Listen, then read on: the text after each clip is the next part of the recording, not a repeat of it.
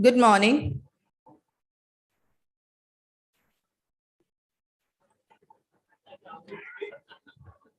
Again, we have to speak. Good morning, everyone. Clear? Huh?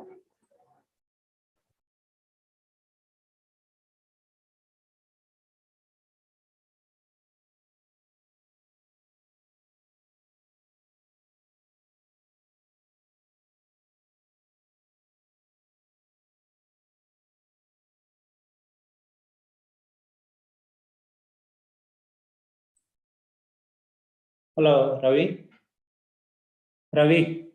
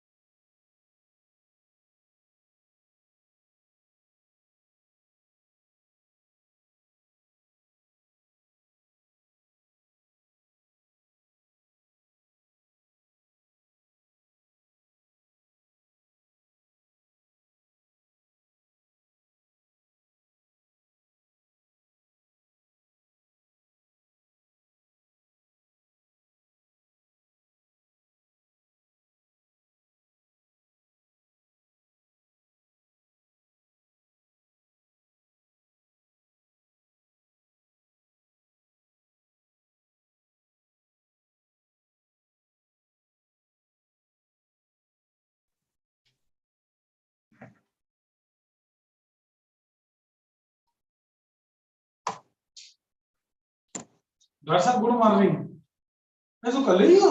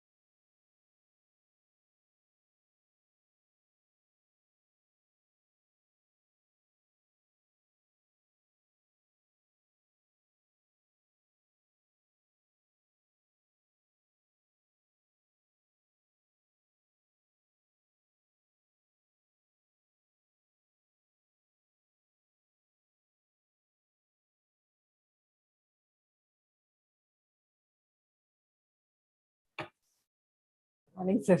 Morning, sir. Good morning, sir.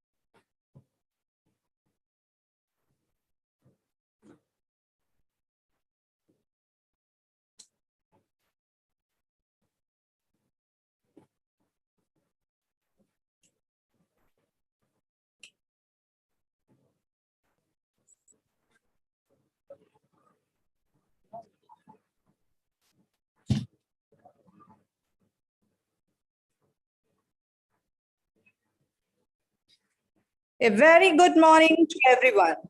Today is a wonderful day, and it gives me immense pleasure to welcome you all to the 39th Foundation Day of ICAR-CRIDA.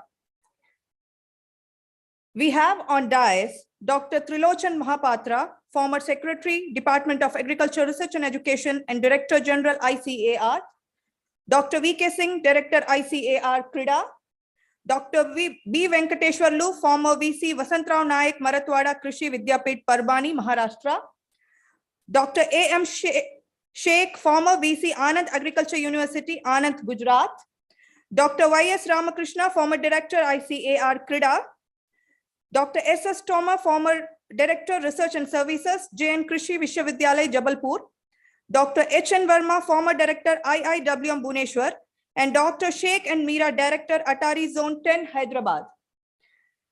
We have also with us Dr. Rajbir Singh, ADG Agronomy, Agroforestry and Climate Change, and Dr. S.K. Chowdhury, Deputy Director General NRM, who has joined us virtually. I wholeheartedly welcome you all for this celebration.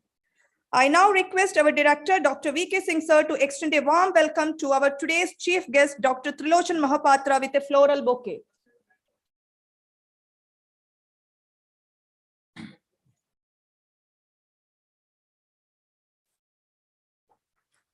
Welcome, sir.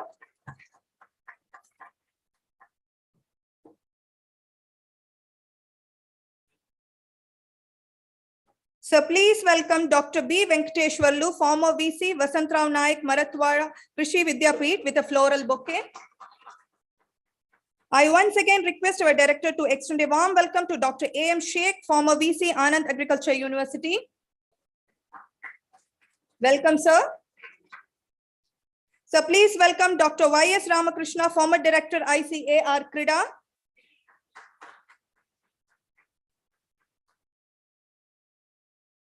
So please welcome Dr. S.S. Tomar, former Director Research Services, JN Krishi Vishwavidyalay, Jabalpur. We welcome Dr. H.N. Verma, former Director IIWM, Bhubaneswar.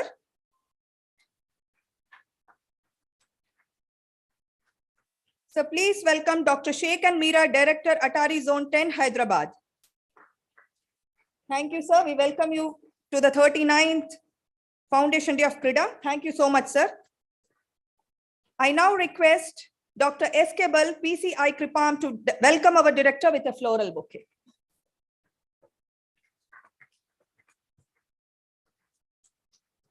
Thank you, Bal, sir. Light is a symbol of brightness and prosperity. As sunlight expels the darkness of night, similarly, blessings brings in our life prosperity and happiness. For seeking the blessings for the celebration, I invite Dr. V.K. Singh, Director CRIDA, to accompany our highly regarded chief guest, Dr. Trilochan Mahapatra, and other distinguished guests, Dr. B. Venkateshwarlu, Dr. A.M. Sheikh, Dr. Y.S. Ramakrishna, Dr. S.S. Tomar, Dr. H.N. Verma, Dr. Sheikh and Meera and Dr. Eskebal is also requested to accompany the guest.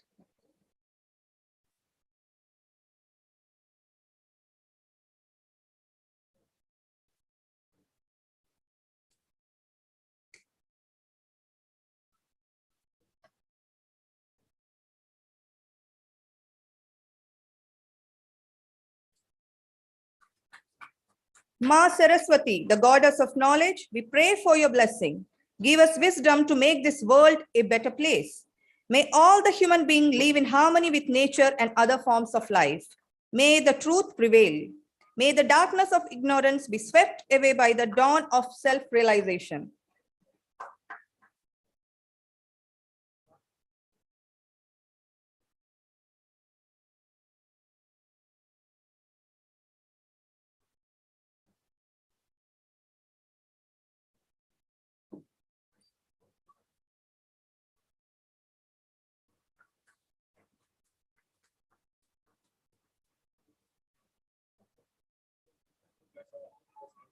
Thank you, dignitaries.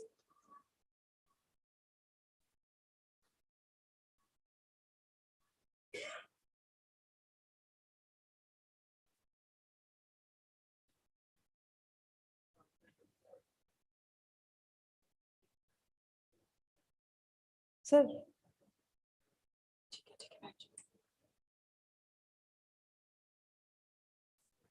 Let's begin our program with the ICR song.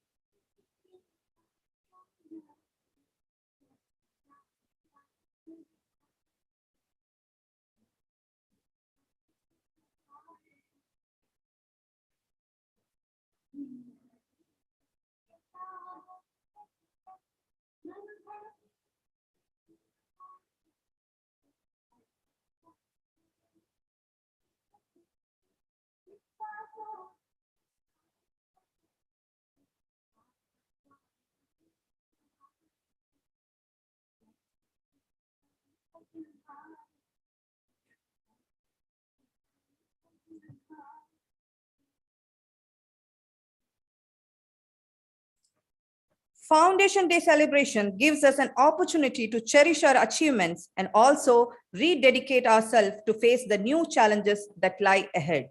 Foundation Day is a day of remembrance, a day of honoring, a day to celebrate what has been achieved over the past year, and a day to look forward what is yet to come. With these words, I now invite our director, Dr. Vinod Kumar Singh, to provide his opening remarks and presentation.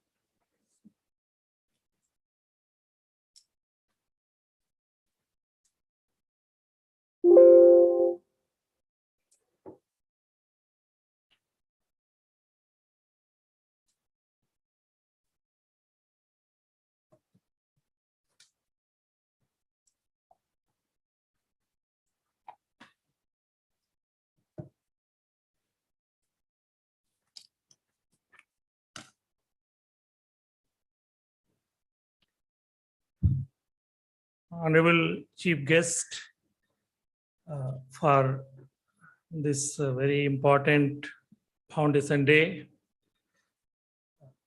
Dr. Trilochan Mahapatra, sir, former Secretary there and Director General ICAR, our beloved Dr. V. Venkataralu Saab, the former Vice Chancellor, BNKV Parbhani Agriculture University,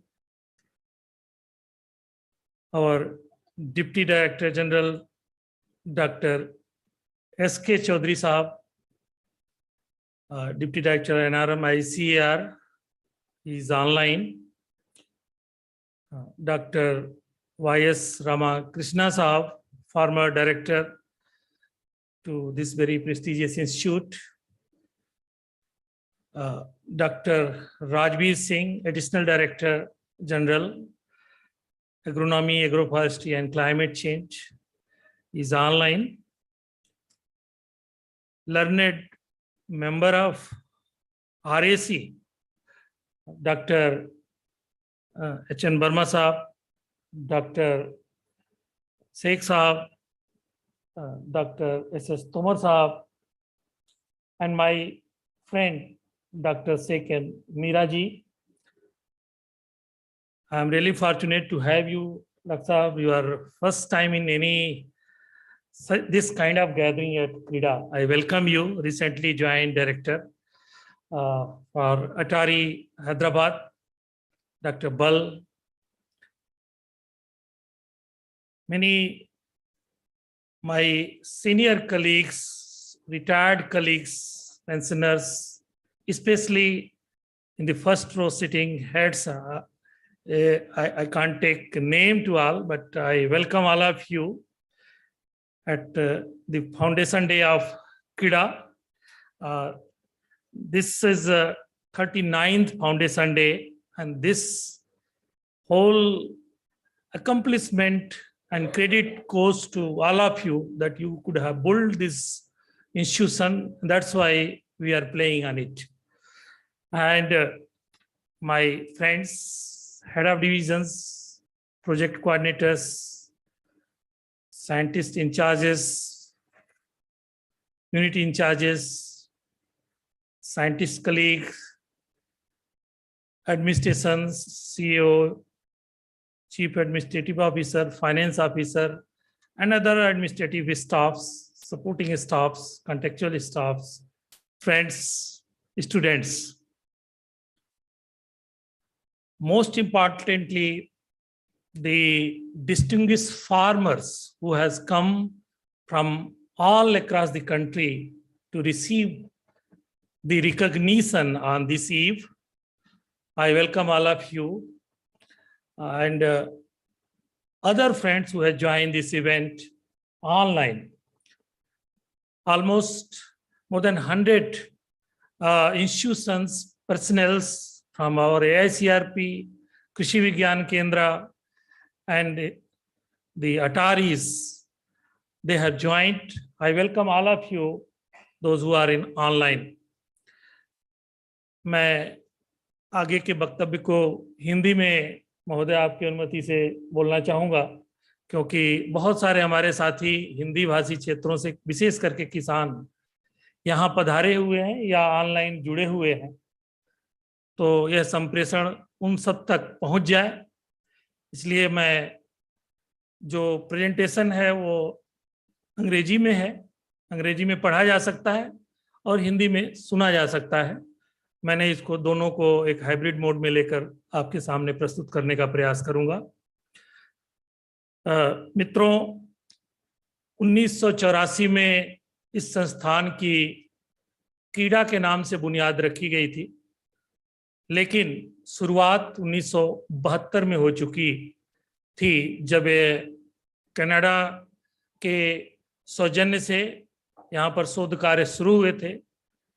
पिछले वर्ष तक हमारे कुछ साथी उस जमाने के भी थे, डॉक्टर उस्मान, वो पिछली साल ही रिटायर हो गए, अन्यथा उनकी मेमोरीज में वो बातें हमें सुनने को मिलती थी कि उस समय किस किस परिस्थितियों में इस संस्थान की शुरुआत हुई थी, और संस्थान दिन प्रतिदिन प्रगति करते हुए आज इस मुकाम पर पहुंचा है कि जहां पर इसकी गणना केवल देश में ही नहीं, पूरी दुनिया में अगर शुष्क खेती की बात की जाती है, जलवायु परिवर्तन की बात की जाती है, मौसम विज्ञान की बात की जाती है, तो क्रीडा का नाम वहाँ पर अवश्य होता है। मैं इस मौके पर पिछले एक वर्ष में संस्थान की उपलब्धियों के बारे में आपको अवगत कराना चाहूँगा।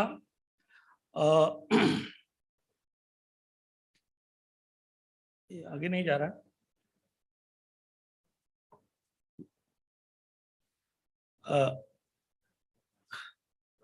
अच्छा, स्क्रॉल करना। इस संस्थान का उद्देश्य बेसिक और अप्लाइड रिसर्च करने का है, जो कि शुष्क भूमि के क्षेत्रों में या वर्षा आधारित क्षेत्रों के लिए मुख्यतया यह उद्देश्य दिया गया है। इसके अलावा पूरे देश में वर्षा आधारित या शुष्क आधारित कृषि के रिसर्च के लिए, शोध के लिए समन्वयों का कार्य दिया हुआ है। साथ में मानव विकास एवं क्षमता संवर्धन का भी कार्य हमारे ऊपर यह भार दिया गया है। हमारे आज के समय में देश में 25 AICRP हैं जो एग्रोमेट्रोलॉजी के ऊपर काम करते हैं, 28 AICRP हैं जो ड्राईलैंड एग्रीकल्चर के काम करते हैं।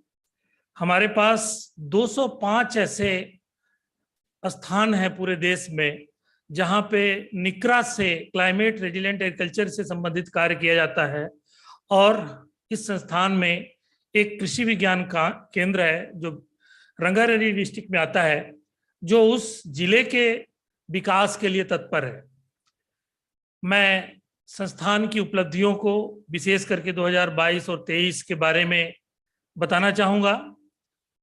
और उन उपलब्धियों से पहले मैं हमारे पूर्व महानिदेशक डॉक्टर महापात्रा सर को अवगत कराना चाहूँगा कि हमारे वैज्ञानिक क्षमता कुल 66 है, डायरेक्टर सहित 67 होगी, जिसमें लगभग 60 आज के देश में भरे हुए हैं डायरेक्टर सहित, 7 पद खाली हैं।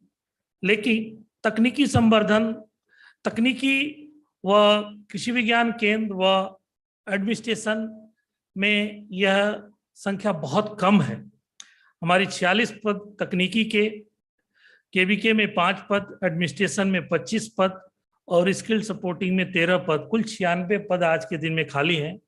हालांकि महोदय, जब आप महानिदेशक थे तो आपने बहुत प्रयास किया है, इसके एग्जाम्स भी हो गए हैं। हमें अभी भी उम्मीद है कि आने वाले समय में ये पद भरे जा सकेंगे।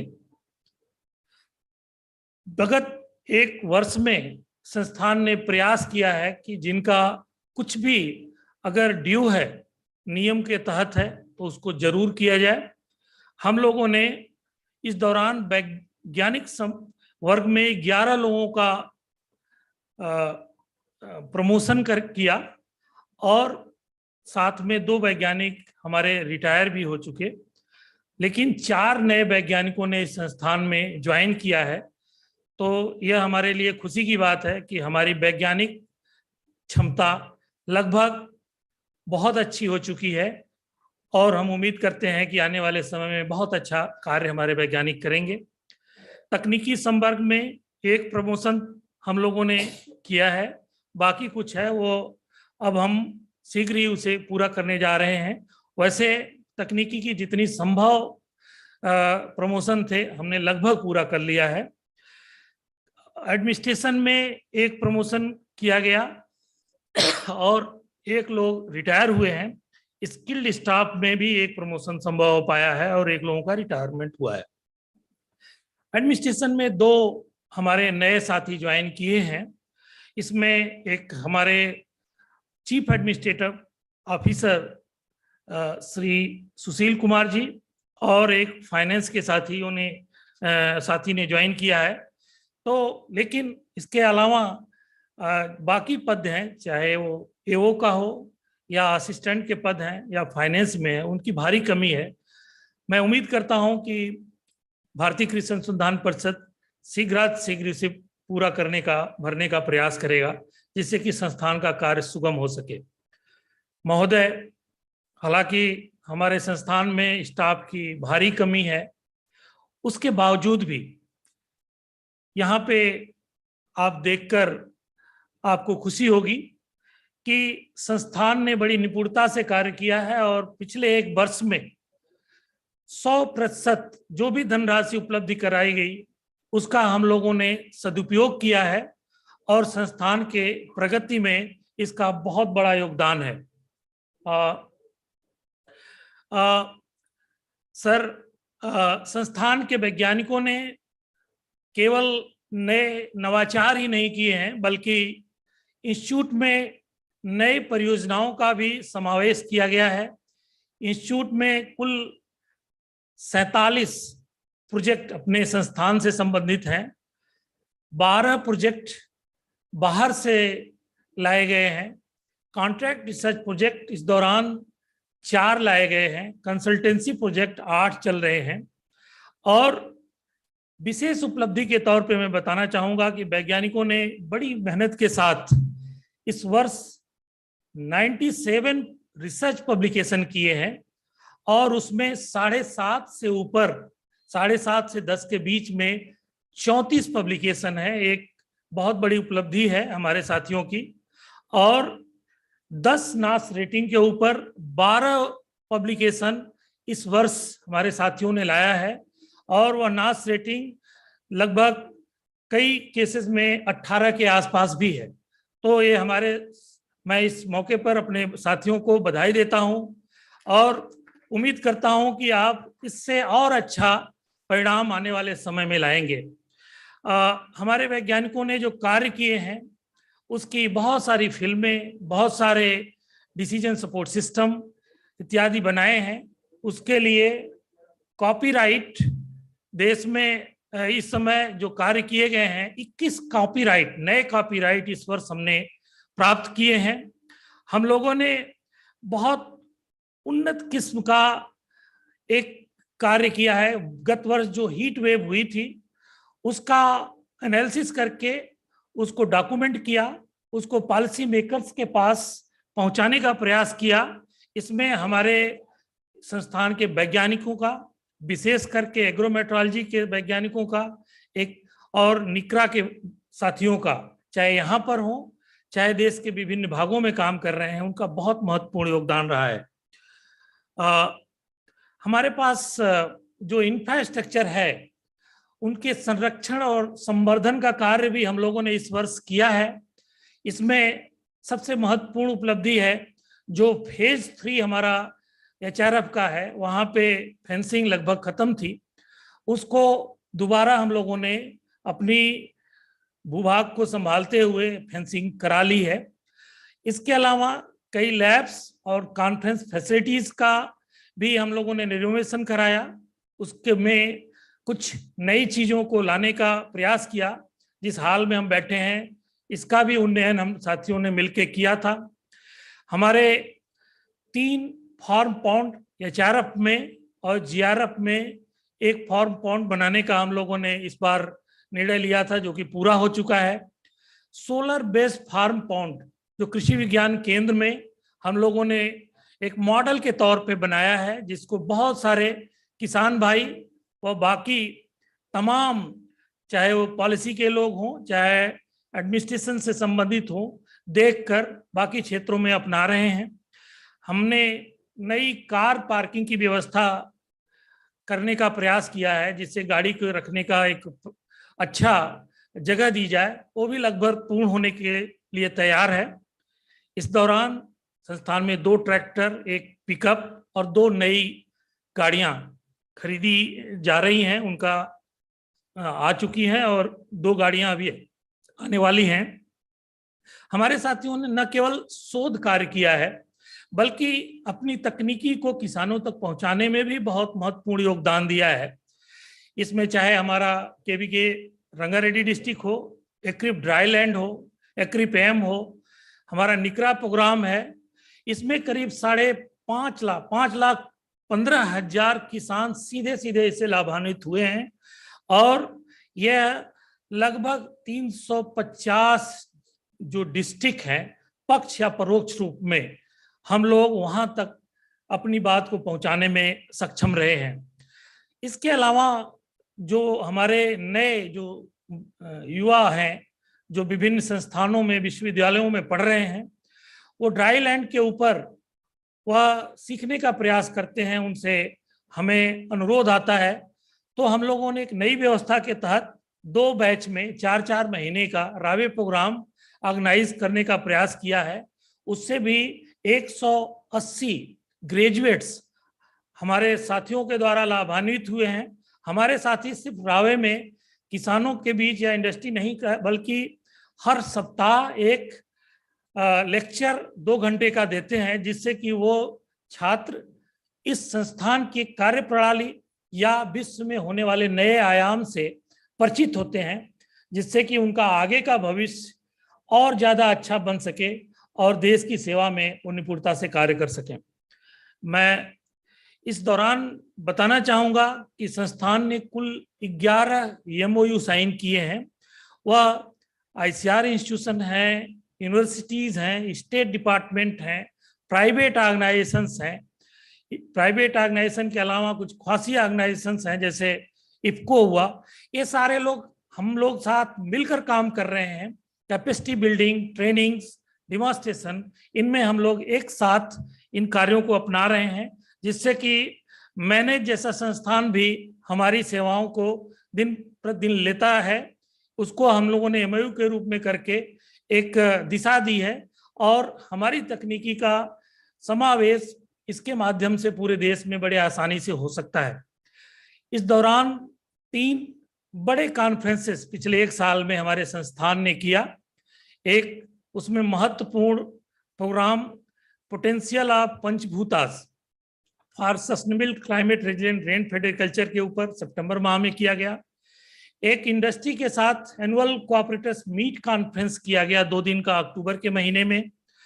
और क्रीडा अपने 50 वर्ष पूरे होने के उपलब्धि में ड्राईलैंड के एक इंटरनेशनल कॉन्फ्रेंस हम लोगों ने दिसंबर के महीने में 3 दिन का किया, जिसमें लगभग 500 फिजिकल पार्टिसिपेंट और 300 वर्चुअल पार्टिसिपेंट ने भाग लिया। यह एक अंतर्राष्ट्रीय स्तर का कॉन्फ्रेंस संस्थान में कराया गया। बहुत सारी मीटिंग्स जो किन्हीं कारणों से फिजिकली संभव नहीं हो पा रही थी कोविड में, इस बार बड़ी तत्परता के साथ हमारे साथियों ने सारी मीटिंग को फिजिकल तौर पे किया। उसमें महोदय एक मीटिंग में आप भी थे, जिसमें high level monitoring committee meeting आयोजित हुई थी। बहुत सारी कैपेसिटी बिल्डिंग जो हमारे 400 से ज़्यादा हमारे केवीकेज के गांव 150 से ज़्यादा केवीकेज के साथी 151 साथी उसमें लगे हुए हैं। उन सब का कैपेसिटी बिल्डिंग का प्रोग्राम यहाँ रखा गया, जिसमें 450 सीधे लोग उससे निकरा TDC के प्रोग्राम, उनकी नई दिशा जो फार्म टाइपोलॉजी के ऊपर दी गई है, उससे अवगत हुए और उसको अपना रहे हैं। हम लोगों ने जोनल मॉनिटरिंग कमेटी की मीटिंग यहाँ पर की और वो सारी मीटिंगें रिव्यू कमेटी के मीटिंग के रूप में पूरे 11 अटारीज में पूरी की, और जिससे कि जो नया समावेश हुआ है उसको पूरी तरह अनुपालन हो रहा है। क्रीडा ने एक गरीब कल्याण सम्मेलन महोदय आपके ही दिशा निर्देशन में पूरे देश में मनाया गया था। उसमें सौभाग्यवश क्रीडा को भी अवसर दिया गया था। प्रधानमंत्री जी ने इसमें अपना अभिभाषण दिया था और इस मौके पर श्री जी किशन रेड्डी साहब स्वयं यहाँ पर पधारे हुए थे। हम लोगों ने ICAR में एक कार्यक्रम आयोजित किया था, जिसमें पूरे हैदराबाद के ICAR के सारे संस्थान समाहित थे। इसमें करीब 5,500 किसानों ने भाग लिया था। यह संस्थान और कृषि समुदाय के लिए एक बहुत बड़ी महत्वपूर्ण उपलब्धि रही है इस वर्ष में। क्रीडा ने 2 ब्रेन स्टार्मिंग किए, एक water policy for rain fed agriculture और दूसरा brain storming session on agro climatic Atlas for India revisit. ये दोनों ब्रेन स्टार्मिंग जून माह में की गई थी। हम लोगों ने बहुत सारी ट्रेनिंग्स, अवेयरनेस प्रोग्राम्स, चाहे वो KVK के माध्यम से हो, चाहे फार्मर फर्स्ट प्रोग्राम में हो, चाहे SCSP हो या TSP हो, या हमारे निकरा प्रोग्राम में, ICAR-CRIDA प्रोग्राम में बहुत सारी ट्रेनिंगों को आयोजित किया। कुछ ट्रेनिंगें यहाँ हुई हैं, कुछ हमारे नेटवर्क प्रोग्राम में हुई हैं, लेकिन अगर सबको एक साथ जोड़ा जाए तो लगभग 1 लाख लोग इन ट्रेनिंगों से लाभान्वित हुए हैं। हम लोगों ने भारत सरकार के दिए गए अनुदेशों के आधार पर अलग अलग जो दिवस मनाने का संकल्प लिया गया है उसका पूर्णतया अनुपालन किया है, चाहे योगा डे हो, विजिलेंस अवेयरनेस वीक हो, स्वच्छता पखवाड़ा हो, नेशनल फार्मर्स डे हो, नेशनल साइंस डे हो, फार्मर्स डे हो, सब कुछ हमने अपने संस्थान में मनाया है। न केवल यहाँ मनाया है बल्कि हम लोग यहाँ पर भी मनाते हैं, इसके साथ ही साथ किसानों के बीच में भी ये प्रोग्राम हम लोग मनाया करते हैं।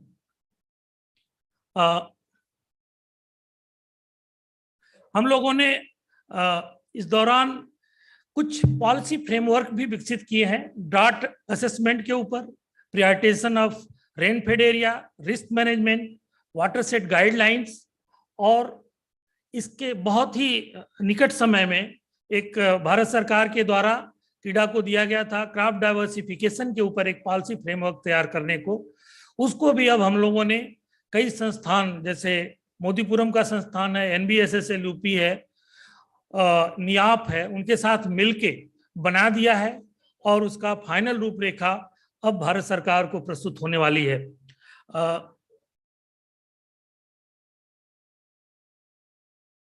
हम लोगों ने SC/SP प्लान, TSP प्लान में पानी के प्रबंधन के ऊपर, सस्टेनेबल फूड प्रोडक्शन के ऊपर, उनकी आजीविका के सुधार के ऊपर, उनकी क्षमता के विकास के ऊपर बहुत ही सिस्टमैटिक रूप से कार्य किया है। और यहाँ के करीब 3 जिलों में, मंचिरियाल, आदिलाबाद और कालबुर्गी में लगभग 50 गांव में ये परियोजना सफलतापूर्वक चलाई जा रही है। किसान उससे काफी लाभान्वित हो रहे हैं और कुछ चिन्हित किसान जो उत्कृष्ट योगदान दे रहे हैं आज यहाँ पर पधारे हुए हैं। आपके हाथ महोदय, आपके हाथों उनको पुरस्कृत करने का भी प्रावधान किया गया है।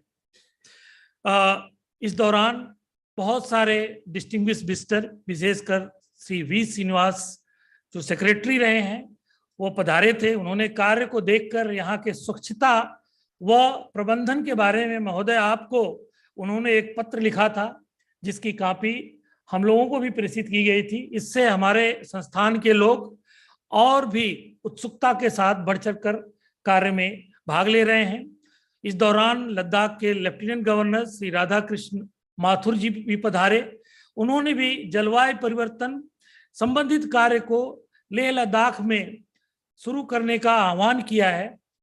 लेकिन आपको मैं बताना चाहूँगा कि क्रीडा ने उससे पहले ही लेह में निकरा प्रोग्राम पिछले 1 साल में शुरू कर दिया है और शीघ्र ही हम लोग वहाँ जाकर उसकी रूपरेखा पूर्णतया करने का प्रयास करेंगे। हमारे संस्थान ने अपने उत्कृष्ट कार्य के लिए कुछ महत्वपूर्ण ICAR के पुरस्कार भी प्राप्त किए हैं। उसमें हिंदी का राजऋषि राजभाषा पुरस्कार हो, बसंतराव नाइक पुरस्कार हो, या स्वच्छता के लिए अप्रिसिएशन अवार्ड हो, संस्थान ने प्राप्त किए हैं। इसके लिए मैं अपने सभी साथियों के सहयोग को बार बार धन्यवाद देता हूं और बधाई देता हूं। मैं यहाँ पर बताना चाहूँगा कि महोदय उपलब्धियों के साथ साथ हमारे कुछ चैलेंजेस भी हैं। चैलेंज सबसे महत्वपूर्ण है हमारी दिन प्रतिदिन घटती हुई मैन पावर। इसके लिए हम ICAR में अनुरोध कर रहे हैं, जहाँ तक संभव है ICAR शीघ्र ही करेगा। हम लोग पिछले वर्ष थोड़ी फंडिंग की कमी थी, लेकिन हमारे साथियों ने उसमें भी सहयोग दिया और बड़ा उत्कृष्ट कार्य किया और इसके नाते बहुत सारे चीज़ें हम लोग इसको अपना पाए हैं, आपको पहले ही बताया हूँ। लेकिन उसको ठीक करने के लिए हमने दूसरा रास्ता पब्लिक प्राइवेट पार्टनरशिप में प्रोजेक्ट लेना, सोलर पावर का उत्तम उपयोग करना, जहाँ पर संभव हो अगर बचत करने का माध्यम हो उसे अपनाना, और हार्टिकल्चरल प्लांटेशन हम लोगों ने बड़े स्तर पे अपनाया है, जिससे कि आने वाले समय में हमारी निर्भरता बाहर के बजट पे कम हो सके। हम अपने पुराने इंफ्रास्ट्रक्चर को भी सुधार में लगे हुए हैं। ये बिल्डिंग जहाँ हम बैठे हुए हैं इसका भी कॉम्प्रिहेंसिव रिपेयर इस समय चल रहा है। इस तरह संस्थान के जो मुख्य जितने भी स्पॉट हो, चाहे फार्म हो, चाहे KVK हो, चाहे हॉस्टल्स हैं, गेस्ट हाउस है, सब में रिपेयर हो रहा है, जो संभवतः अगले 2-3 महीनों में ठीक हो जाएगा, जिससे हमारी गुणवत्ता और कार्य क्षमता में भी वृद्धि होगी। महोदय, इन सारी उपलब्धियों में हमारे सारे साथियों का, चाहे वो किसी भी संवर्ग के हों, उन सबका महत्वपूर्ण योगदान है। मैं इन सारे उपलब्धियों को अपनी कुछ पंक्तियों में आज सुबह लिखने का प्रयास किया हूं। हालांकि मैं कवि नहीं हूं, जस्ट हिंदी का थोड़ा बहुत वाक्य लिखा हूं सर। अगर आप अनुमति दें तो मैं पढ़ूंगा।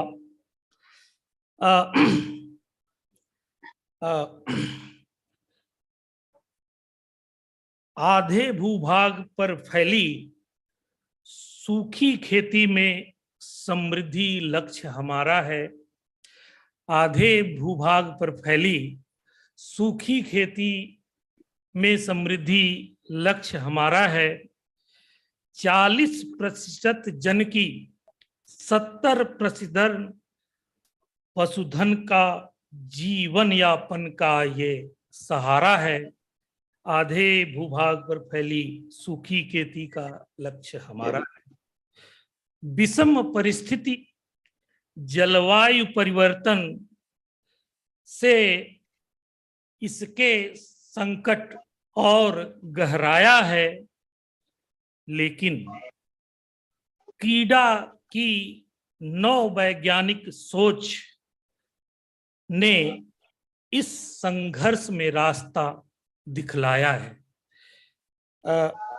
जल संरक्षण, मृदा परीक्षण, समन्वित कृषि व नए उपकरण आमदनी को दोगुनी कर दिखलाया है। आधे भूभाग पर फैली सूखी खेती में समृद्धि लक्ष्य हमारा है। इसे देख कृषि परिषद भारत ने दुनिया भर में ले जाने का विश्वास जताया है। आधे भूभाग पर फैली सूखी खेती में समृद्धि लक्ष्य हमारा है। बहुत बहुत धन्यवाद।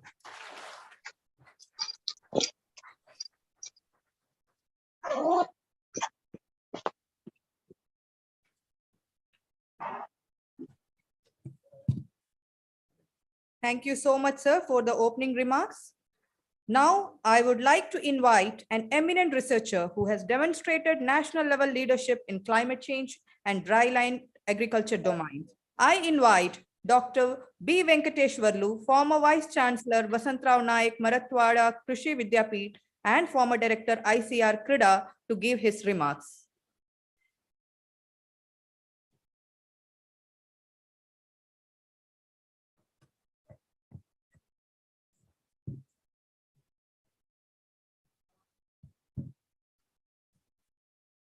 Dr. Mahapatra ji and all other distinguished guests on the dais, and also the invitees, some of our very close colleagues with whom I worked in CRIDA, and all other current members of CRIDA. First of all, congratulations, Dr. Singh, and for your team on this Foundation Day. It's a very important day, like we all of us celebrate, birthdays. So this is an institutional birthday. We always celebrate every year, and you nicely actually summarized the kind of work done in the last 1 year, and it's quite impressive, obviously. And you also mentioned about the challenges which you are facing and your way forward. So just before coming, in the anteroom when we were sitting, Dr. Mahapatra was talking about the historical or institutional memories, how important it is. While on this occasion, how we should recollect. So, sir, I will take a few minutes to take you back the memory lane, how this institute was actually born, and how it has evolved over time, and how it is actually going forward. Although I was not part in the initially, because I was also joined somewhere in between, but I had an occasion to interact with some of the people who actually built this institute, who planned this institute, And so therefore I had some, information, therefore I'd like to share with you, sir. The seeds for this institution was born during Green Revolution in 66, 67, 68, when the country was progressing very fast in food grain production, and most of the contribution were coming from irrigated areas.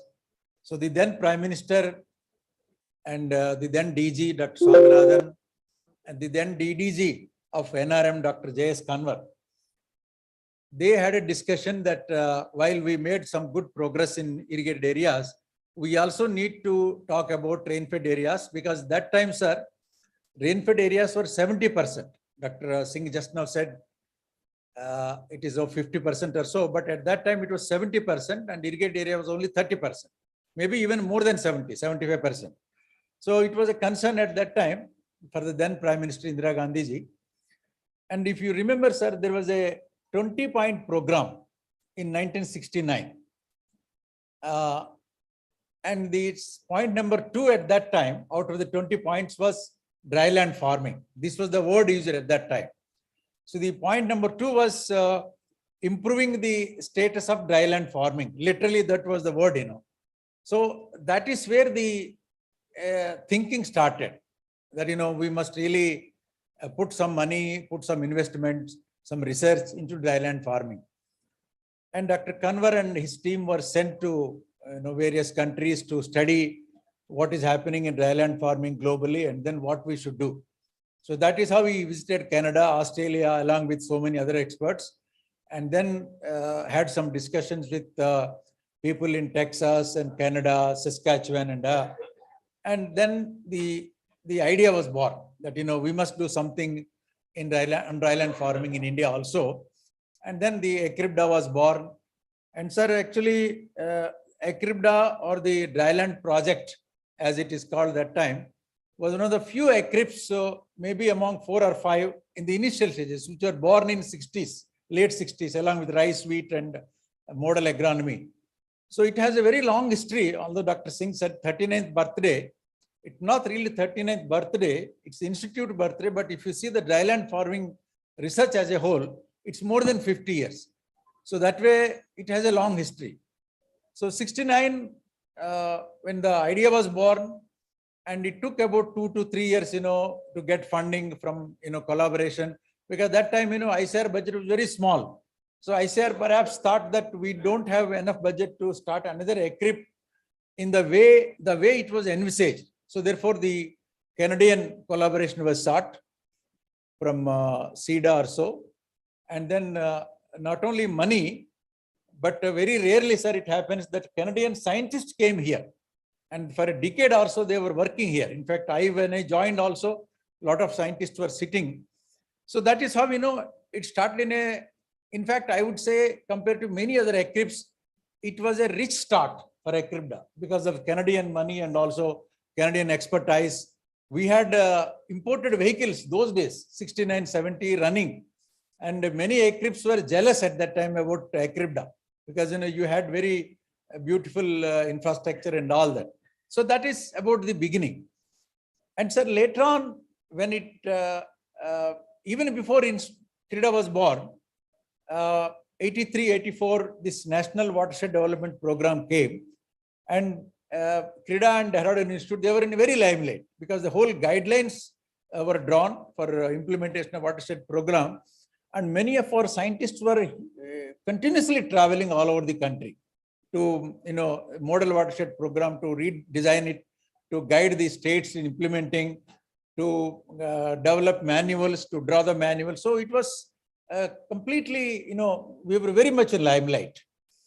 But, like any institute, they will have ups and downs. There will be some rise, then some, I will not say fall, but little bit dark phases, Once the ICAR-SAT came into limelight in late 80s, 90s and all, and they had a similar mandate like, CRIDA. And they had a huge international funding and huge manpower, huge reach, international reach. So therefore, we were little overshadowed those days. I will not say, and we were ignored, but little bit overshadowing. And for about a decade or so, ICAR-SAT, wherever you see ICAR-SAT, that is one phase, but we were doing good, but, a little bit overshadowed. And then 2000s came, and the watershed program and all that, their emphasis continued, but little bit, lower down, and other areas overtook. And come 2010, luckily this climate change issue came up as a big agenda all over India. And because of our dryland exposure and agromet project and little work on NPCC, we were chosen to lead this climate change program. And luckily I was director at that time during that critical phase. And therefore, when we started this ICRA, and we had a vision of formulating this project, and we again regained our primacy and in ICR, because then our network has grown a little larger, beyond dryland into the entire gamut of agriculture where climate has an imprint. So that is how we came into refocus in 2010-11, and for about 6-7 years, and till today we are still driving that program in a big way. And fortunately, the funding is also, although it is reduced a little bit, but still, I would say compared to many projects, it is one of the largest even today.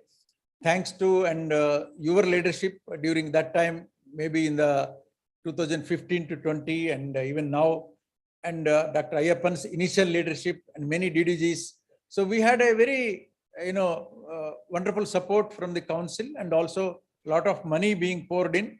So therefore, we tried our best to, take this project, and that's how we remain.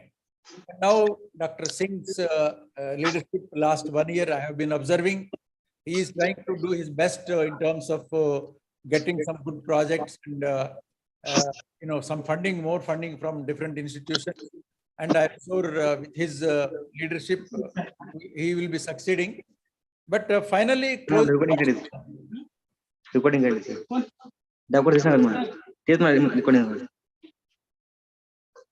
can we have something done to stop this disturbance? Okay, so now having said all this, the real challenge lies in future. Because, Dr. Singh said about the future challenges, but Dr. Singh are very small challenges. Manpower and technical manpower, these are very minor challenges. The real challenge is how agriculture in general and dryland agriculture in particular is going to shape itself, and how the future farmer is likely to behave, and what are his expectations, how we will be able to meet them.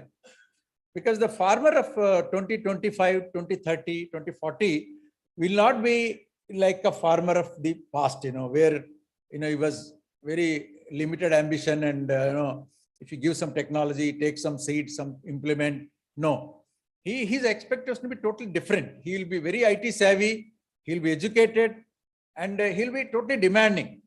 So therefore, I think I really don't have any ready-made solution, but definitely your whole thinking has to change, and we have to really see how we, and the kind of innovations we are seeing in the farmers, themselves, the kind of water conservation measures they are taking.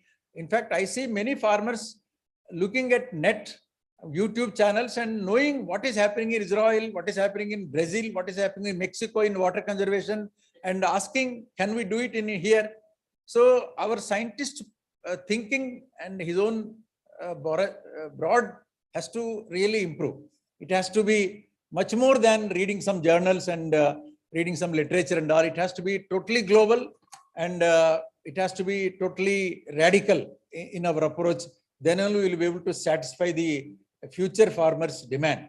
So once you try to pitch in yourself into that kind of thinking and address those issues and show some solutions, then the other issues like manpower and all, they will get solved. So our goal, our path has to be very clear and also very strongly rooted. Then other things will automatically fall in place, like money, manpower and all. Maybe by ICR, maybe by private sector, maybe by whatever mechanism, but they will fall in place. But the main thing is our thinking and our direction. And if that is in place, then other things will automatically fall in place. And that is how I think many institutions have survived many crises. Despite crisis, some are still surviving, some have fallen apart, some have died. It's natural death. And this will happen with any institution. So ICAR is no exception and CRIDA is no exception. So with these remarks, I once again congratulate and compliment Dr. V.K. Singh and his team, and also acknowledge the presence of Dr. Mahapatra ji, who really during my time and during earlier Dr. Ramkrishna's time helped us. And he always used to say, although I am not from NRM, but I love this NRM issue as a whole, because this is the basis on which the entire agriculture is based. And unless you take care of water, soil and dry lands, we will not be able to make sustainable or sustainable progress. So that kind of, despite so many constraints, he used to continuously support CRIDA without cutting the budget and also the NICRA.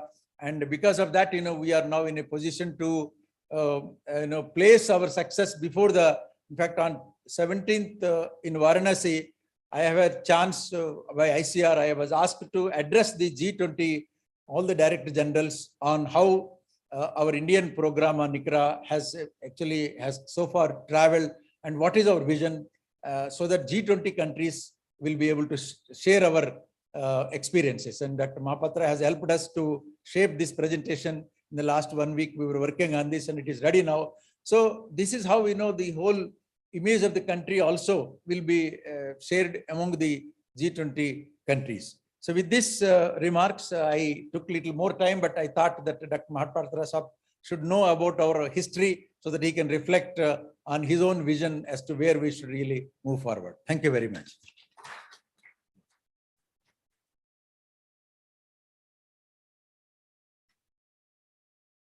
Thank you, sir. Thank you so very much for your remarks.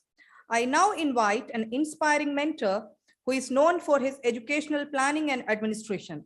I invite Dr. A.M. Sheikh, former VC, Anand Agriculture University, Anand, Gujarat, for his remarks in brief.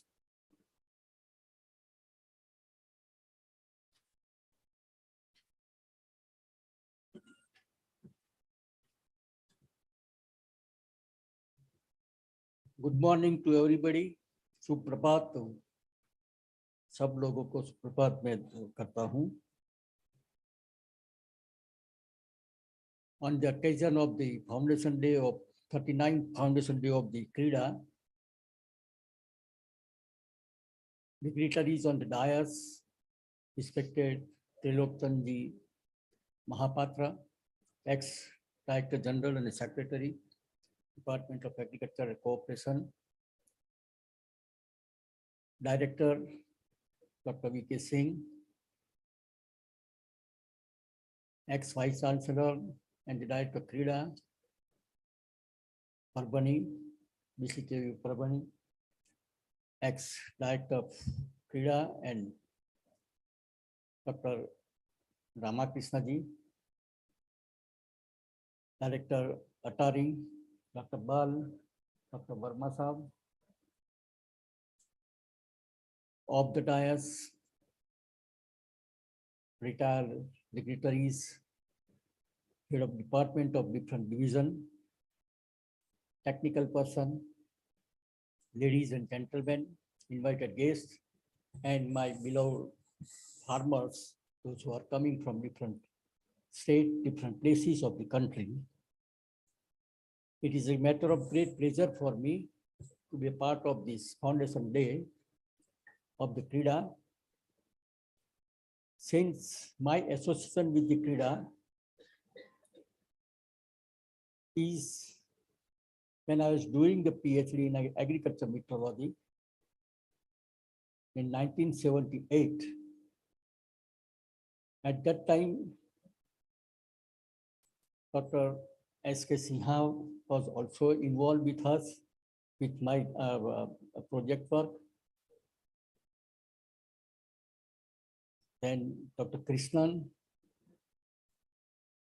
and Maharaj Singh also at that time, he was a DDG and other aspects. And at that time, I used after 78 to 84, I visited this institute several times. And it was at that time, it is a budding stage, and now it has developed in a big tree.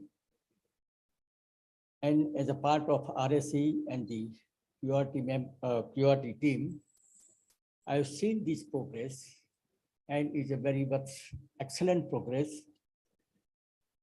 in terms of the human resource development, in terms of the increasing the crop yield in the dryland area, in terms of the contribution in the basic science, and in terms of the involvement of the agriculture scientists in different developmental projects in the country.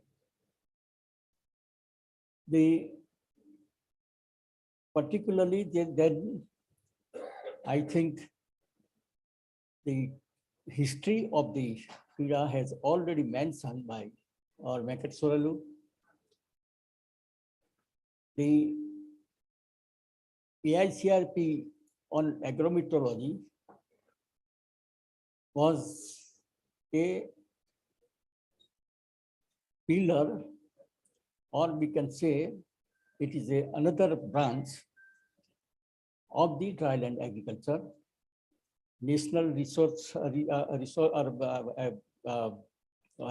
management, natural resources are agriculture, and agriculture is the natural resources.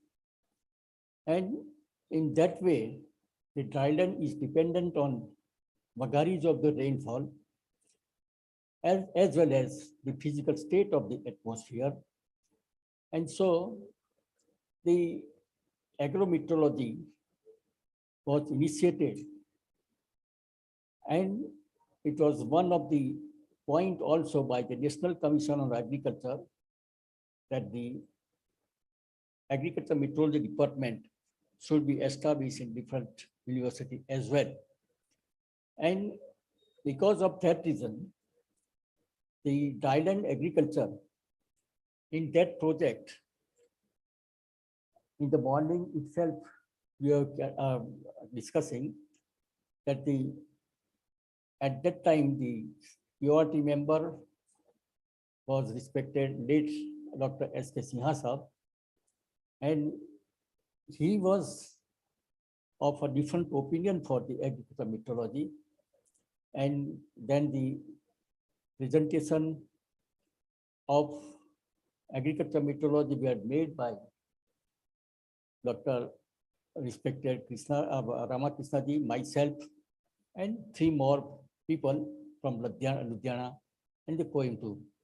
And he was pleased that the contribution and the development in agrometeorology is a must to have a certain solution in the dryland agriculture and to increase the crop production in the dryland agriculture.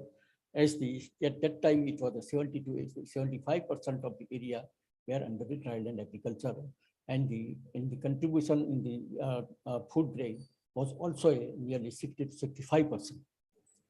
And in that way, the agrometeorology was become a part of the dryland agriculture. And at that time, at the first stage, it was only 5 centers were there, and now, as you have here, it is 25 centers of the dryland agriculture. And the 28 center on the 25 center of the dryland agrometeorology center, and 28 is on the dryland agriculture. And all the centers, they are working together to solve the certain problem of the agriculture meteorology. And in that way, the AICRP program was also initiated at the CRIDA, and the development of the CRIDA also take place with the help of the funding and the contribution by the people of the director, that Ramakrishna, Venkat Soralu.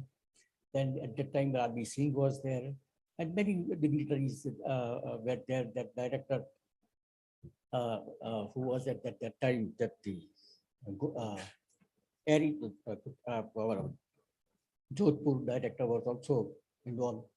And then at present, the contribution and this of the CRIDA in the agriculture sector is very immense, and we become self-sufficient, and not self-sufficient, but we are the exporter of the food grain.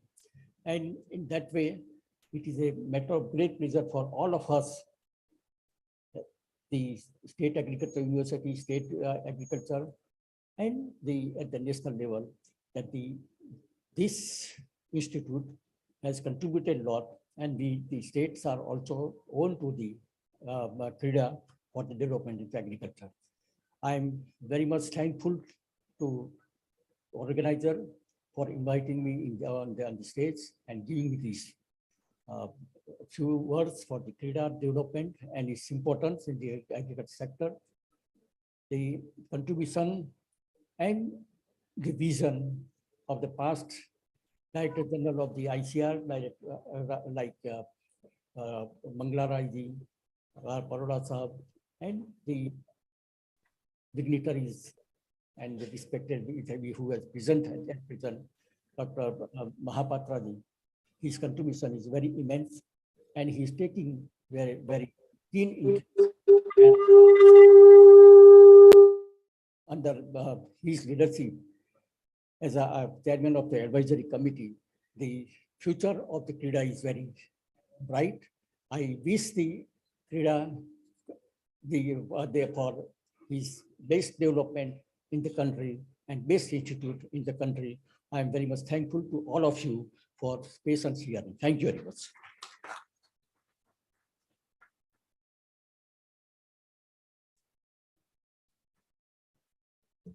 Thank you, sir.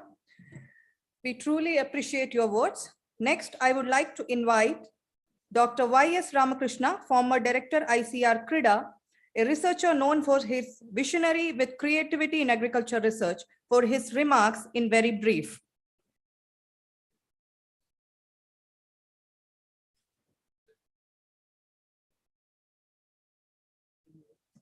Thank you very much. Good morning to you all.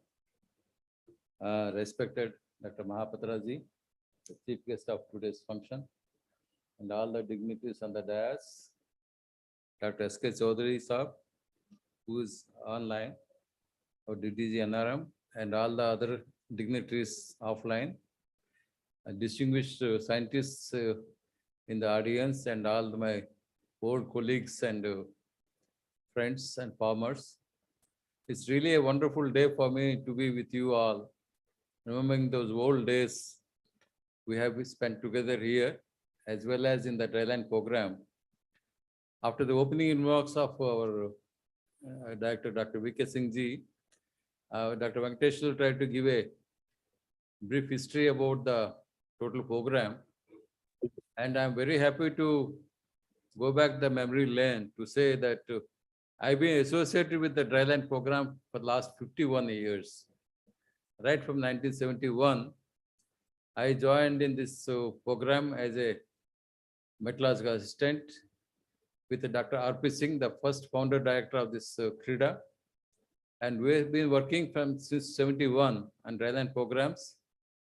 And I remember we used to come to Hyderabad to have these annual meetings and see Dr. C.H. Krishnamurthy sir very actively trying to coordinate the programs and trying to bring out a kind of a excellent technical program to be implemented by the dryland research centers across the country. And we were happy that in 75, we were able to publish a publication on the cropping patterns for drylands of India for all the 23 centers, trying to consolidate all the information together. That is a big experience for me to get a overall grasp of the dryland programs across the country, what type of activities being taken up and what are the plans that's trying to take forward. So it's down the memory lane, it really brings me very wonderful memories. And I'm happy that I could work in this institute since 1994. For the last 28 years, I'm associated with these programs. And I was able to get a chance to lead this institute during 2003 to 2008 at my retirement. But I have very wonderful memories because this institute has done wonderful work all through. And across the medium-sized institutions in ICAR, this stands first. And we had a wonderful support from ICAR and all other organizations also. And that helped us in planning and executing our programs in excellent way. And I would not like to say much more on the history of this thing, but I just wanted to say that Dr. V.K. Singh ji in the end talks of challenges way forward for the institute, and he has projected that the institute is in very good hands, and they're doing so excellently wonderful work over the last 1 year. And I'm really thrilled to see that so much of work has been done and so many publications have come with some distinction and so many awards have been achieved. And I think it really speaks well about his caliber to run this institute and take the technology forward. So talking of challenges, I thought I would like to put 3 challenges before CRIDA. Of course, I know this is not the time, this is a time to rejoice, not to think of the future, but since we are scientists and we are trying to formulate the programs for the dryland agriculture, I thought these 3 points will be relevant to take forward. The first point I was trying to talk about is the climate change. A lot of work we have done for the last 2 decades on climate change. And we had a wonderful program of ICAR, where we were able to show a lot of technologies that have been acceptable and become success stories across the country, right from the dry regions to the highly wet regions also. But the climate change impacts is increasing year by year. And as we were mentioned in the vision documents of 2030 and 2050, climate change is going to be one of the major constraints in the development of the dryland agriculture and sustainability. Now, we are almost reaching the danger step zone. We are entering the zone. Now, 2023 is going to be an El Nino year. Already the ENSO, the El Nino Southern Oscillation, has become neutral and is going to become positive very soon. And by July to September, it's going to be in full operation. So that means we can expect this coming season is going to be a very risky cropping season. And now this is the time to test our technologies. We have a lot of technologies. We have made contingency crop plans for all districts of the country. Now CRIDA has the responsibility along with the NRM division to see some of these technologies are implemented to meet these challenges of this coming cropping season of 2023. We have to really plan for that. The second point I would like to mention is about the soil conservation, arresting soil degradation. Already CRIDA is pressed with this problem because already Government of India has started to reclaim about 26 million hectares of degraded land and to create a carbon sink of 2.5 to 3 billion tons. And this is a very vast program. And CRIDA has the technologies along with many other institutions of NRM. So both NRM and CRIDA has to lead this program and see that this degradation has been controlled and we are able to keep the dryland areas out of this grip and improve the soil fertility. Meeting the soil climate change impacts is through soil fertility. I strongly believe this because I have seen a wonderful study here. During my time in 2002 or so, we had an innovative farmer here, one Mr. Reddy, who started experimenting on wheat here in Hyderabad. And he has a very fertile soil. And I could take Dr. Samra and Dr. P.K. Agarwal to his field to show at the time of harvest. And we harvested the crop and we saw we could get about more than 5 tons of wheat in Hyderabad under those harsh climatic conditions. You can expect, see, right now we're having a 31 to 34 degrees temperature. And at this time to have such kind of a thing shows that climate change can be to some extent met through improved soil fertility. This is the message I would like to give. We should really try to work on those things. How we can really improve soil fertility is a big question because during the last 50 years, we made all the efforts, but still our improvement of soil fertility is very minor. So really, if you want to go for natural farming, anything, soil fertility becomes one of the important factors. So our focus has to be on improving the soil fertility as a major challenge for us. The third point I would like to mention is on improving the value chain networks for exports. Government of India is planning to start about 8 value chains. The idea behind it is government is trying to look for hotspots in different countries. Means climatic analysis of different countries are being trying to be worked out to see which countries has some kind of a problems in providing those kind of a supply and where we can step in to fill that gap. So these out of these 8 value chains, at least 3 to 4 belong to the dryland agriculture. So there's a vast scope that we have to really work on this kind of international climate scenario of various exporting countries and see where we have opportunities for government of India to promote these kind of value chains, especially for rice, wheat, vegetable oils, fruits, and also some animal products also. So this is another challenge we have. I know these are all beyond the scope of CRIDA, because CRIDA is a research institute, and as you said, there are almost 46 short of technical staff, and the staff is very less. But it has to give a kind of a direction, and we hope that we should sensitize the government of India about the capabilities of CRIDA and see that CRIDA plays a major role, and NRM division takes the lead to see that these type of problems, these 3 problems at least, are addressed in the near future. With these few remarks, I'd like to once again thank the organizers and especially Dr. V.K. Singh ji for kindly inviting us to this wonderful function of Foundation Day of CRIDA. And I thank all, and I wish all the best and luck to all the scientists and technical staff here. Thank you very much.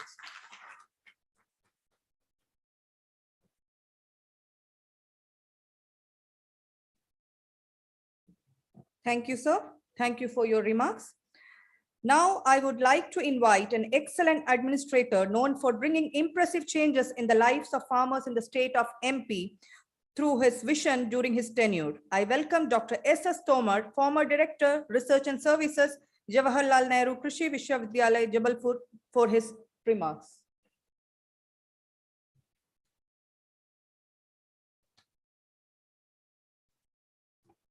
Thank you.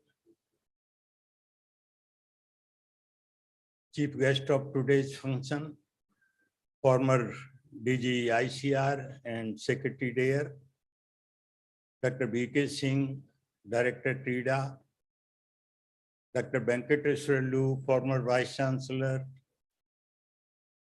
MAU Parvani, Dr. Ramakrishna, former Director of CRIDA, my committee members, Dr. Verma, Dr. Sheikh, Atari Director, fellow scientists, senior persons sitting before the decks, Sammani Krisak Bandhuo, ladies and gentlemen. Dr. Venkateswarlu has told certain about the history of the CRIDA and dryland research project. I tell you, at that time I was working as a TO2 Director Research at JNKBB Jabalpur. Late Dr. Moti Ramani was Director Research. One of the American scientists, my teacher also, late Dr. M.B. Russell, when the survey the area of black soil zone, we have surveyed the black soil zone area of Madhya Pradesh, about 36 million hectares black soil zone. Out of that, 12 million hectares left fallow during the Kharif season. So what is the technology for that? Then DARP Center Indore has come up. And I tell you, DARP along with CRIDA, they have evolved number of technologies and demonstrated on farmers' field. On that basis, watershed mission program, 2 ORPs have been identified, one at Guna and second one at Sidi. And third one, Indore, with the help of Indo-British project. So the centers, ORP centers, have carried out good work on that. And number of technologies have been tested there. Just like soil water conservation Gaussian structure, we have successfully used and reclaimed the soils. And other watershed program, this water harvesting system, this CRIDA along with the other centers, they have done an excellent work, and we have evaluated all the aspects of the watershed management. That work was created in 71, 72 at Jabalpur, then was repeated at Indore under DARP. So on that basis, we can say that CRIDA has contributed significantly in dryland areas. Last 2 days, we are working under the chairmanship of ex-DG. I tell you, we have never thought that CRIDA has done so excellent work during last 2-3 years. They have developed both farms. That's a challenging task, I tell you. With limited resources, limited manpower, and farms, they are coming up. Senior person, Dr. Chari, who is involved in the dryland research project, I hope that we will come out certain programs, efficient use of present natural resources, because these natural resources are depleting very fast. So it is a challenge to the dryland. Second one is climate change. It's a really challenge. How to solve these problems? Yesterday, we have seen that climatology project is working AICRP on climate change, but centers have limited facilities. So we requested the chairman of the committee and also CRIDA director that we should equip these centers. Without that, it will not be possible. Since time is very short, I thank the organizers to giving this opportunity to say a few words before us. Thank you very much.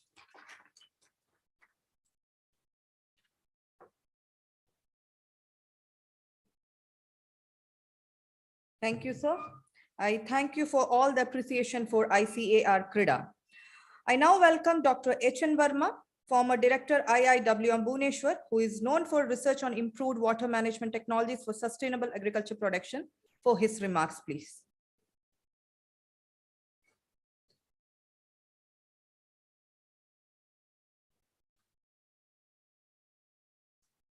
मंच पर विराजमान विद्वानगण और इस सभागार में उपस्थित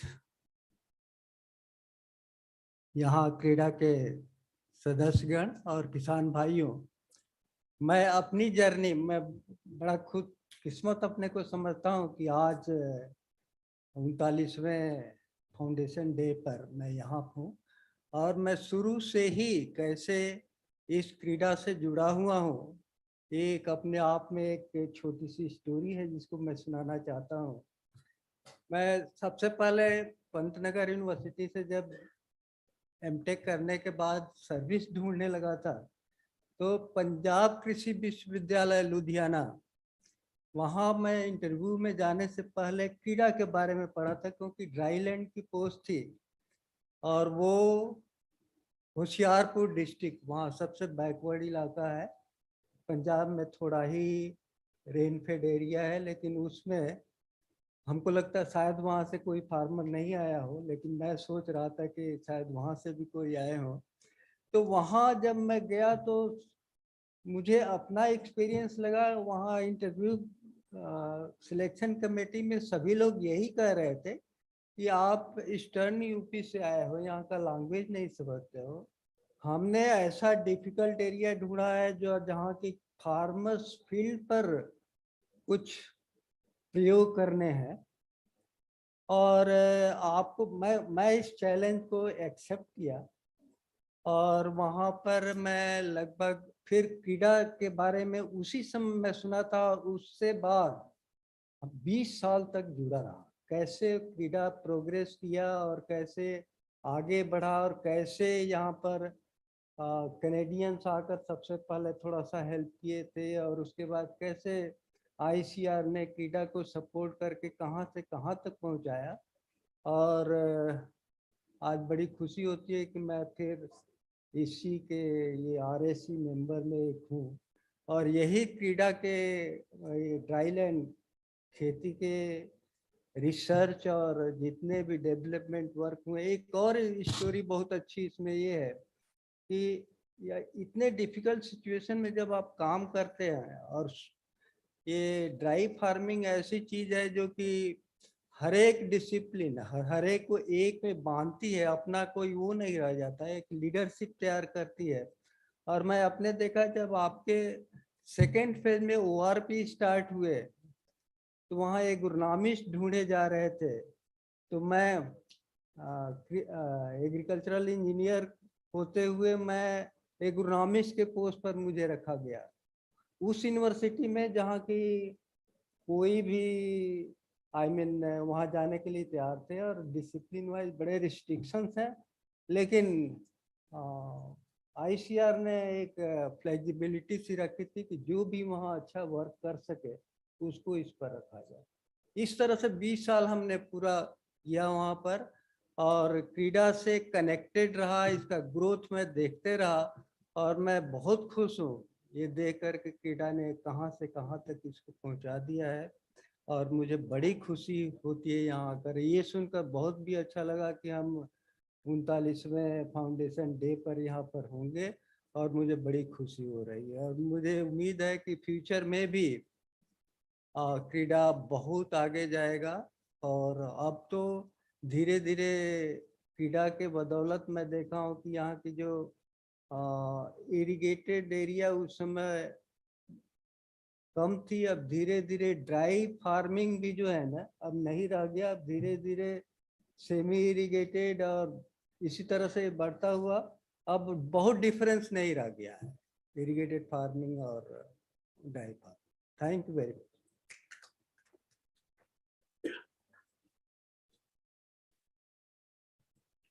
बहुत बहुत धन्यवाद सर, अपने विचार प्रकट करने के लिए हम आपके आभारी हैं।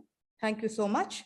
Now I would like to call upon an award-winning agriculture scientist, a development specialist, and a strategic thinker of agriculture, digital agriculture, Sheikh and Meera sir, for his remarks. Thank you very much, sir. ज़्यादा time नहीं लूँगा क्योंकि I understand the value of the time, particularly when we wanted to listen to Honorable Mahapatra sir. I have 5 points, nothing more than that. Respected Mahapatra sir, Dr. V.K. Singh ji, elders, and my dear colleagues. Like, I happen to work for International Fund for Agriculture Development. I looked after one of the great green wall initiatives of Sahel region, which has similar mandate to what CRIDA is doing. With 11 countries, I happen to analyze the global programs wherein which I just wanted to compare the kind of efforts which were put forth by our CRIDA is second to none.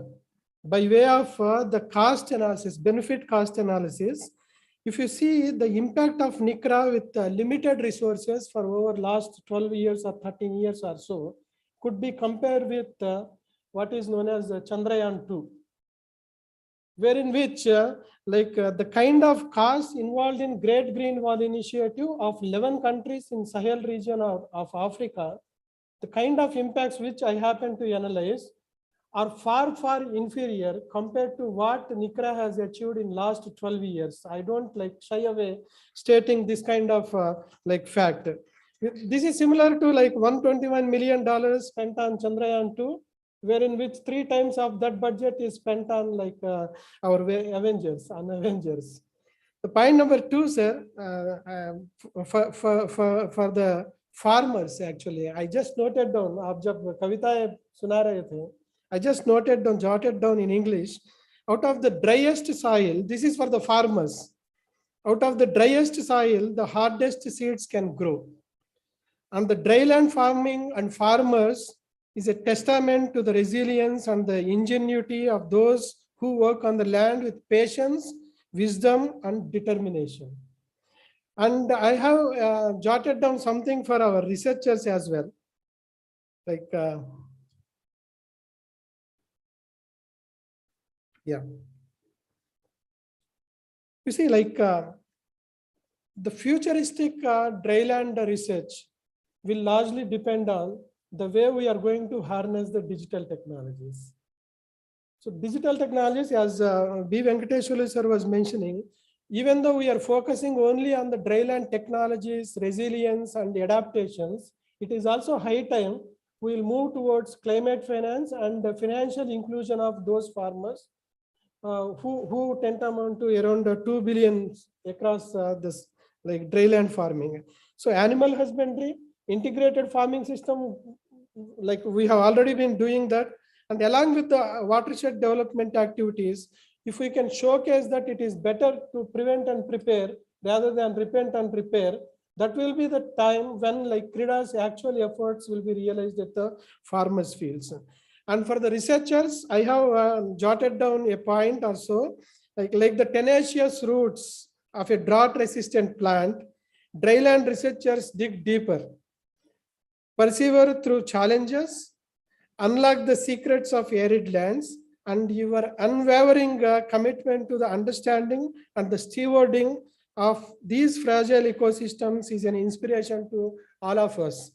And you pave the way for the greener and more resilient future. So we are all proud of you, even though we are not directly related to the dryland farming. This is what is the feeling I just jotted down while sitting on the stage. And finally, to Dr. V.K. Singh sir, congratulations. And this is a wonderful institute. And also we happen to be aapke chote bhai, yahan pe Atari. And happy foundation to one and all. And may you continue to push the boundaries of knowledge and make the positive impacts in the drylands. With this, I would like to thank for this opportunity. Thank you all.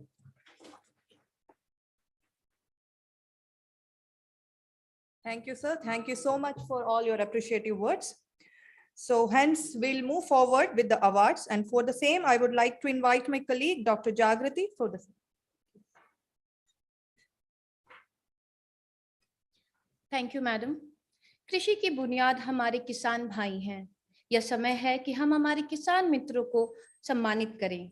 इसके लिए I request all the dignitaries on the dais to come forward to do the honour of facilitating our farmers.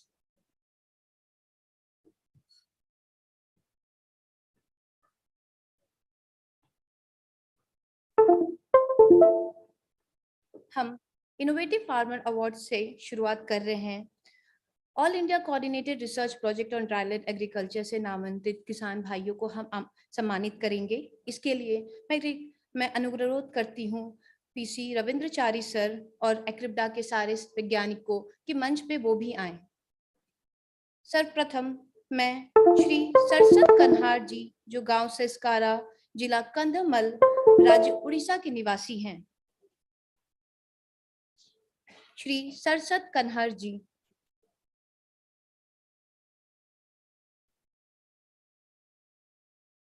इन्हें सर्वश्रेष्ठ बारानी किसान का पुरस्कार दिया जा रहा है। कन्हार जी ने सब स्थानीय नमी संरक्षण और मक्का और लोबिया की अंतर फसल प्रणाली को अपनाया है और उन्नत किस्म का एग्जाम्पल दिया है।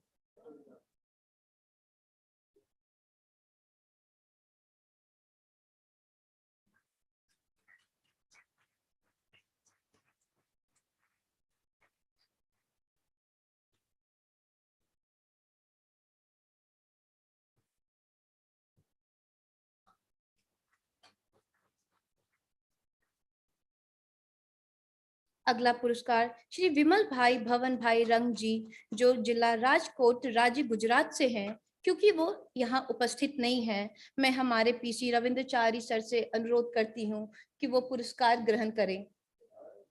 श्री विमल भाई जी ने वर्षा जल संचयन और कपास और उड़द की अंतर फसल प्रणाली को अपनाया है। नेक्स्ट है श्री ज्वाला सिंह सोलंकी जी, जो गांव निगनोती, जिला इंदौर, राज्य मध्य प्रदेश के निवासी हैं। इन्होंने कृषि तालाब में संचित वर्षा जल से सोयाबीन, गेहूं और आलू की दोहरी फसल को अपनाया है।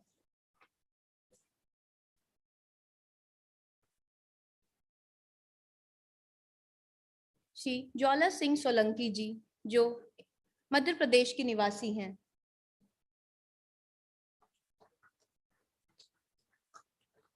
अगला श्री मोहन पटेल जी को मैं आमंत्रित करती हूं, जो गांव दंती, मिर्जापुर जिला, राज्य उत्तर प्रदेश के निवासी हैं। श्री मोहन पटेल जी। श्री मोहन पटेल जी ने चावल और अरहर की अंतर फसल की मेड़ कूट प्रणाली को अपनाया है।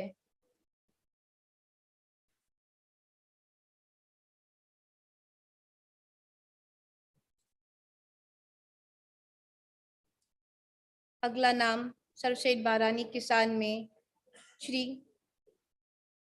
श्री काशी राया गौरा बिरादर जी का है, जो जिला विजयपुर, कर्नाटक के निवासी हैं। तालियों की गड़गड़ाहट से स्वागत कीजिए श्री काशी राय गौड़ा जी को, जो जिला विजयपुर, कर्नाटक के निवासी हैं। इन्होंने वर्षा आधारित फसलों में सही समय की आसन उपायों एवं कृषि यांत्रिकीकरण को अपनाया है।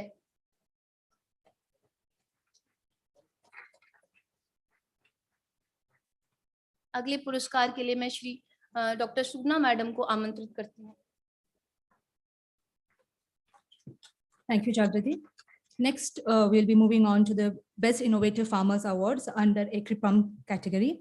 I request PC AgriPump, Dr. S.K. Balsar, to kindly come forward, and the nodal scientists attached to the concerned farmer also to kindly come over. First, I would like to call Shri Balabhadra Prasad Patil from village Sathilo and from Khordha district, Odisha. He is from the AgriPump Center, Bhubaneswar. He is being awarded for adoption of natural farming and operational use of agromet advisory. Shri Balu, he is not present here physically. I request our PC Dr. S.K. Balsar to receive the award on his behalf.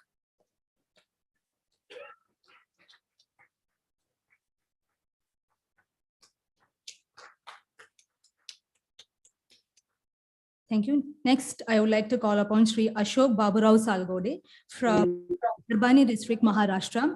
He has been awarded for the utilization of agromet advisory for sowing and spraying operation in watermelon and vegetables, and for saving orchards during the last heat wave conditions by pruning and spraying with potassium nitrate as per agromet advisory is provided.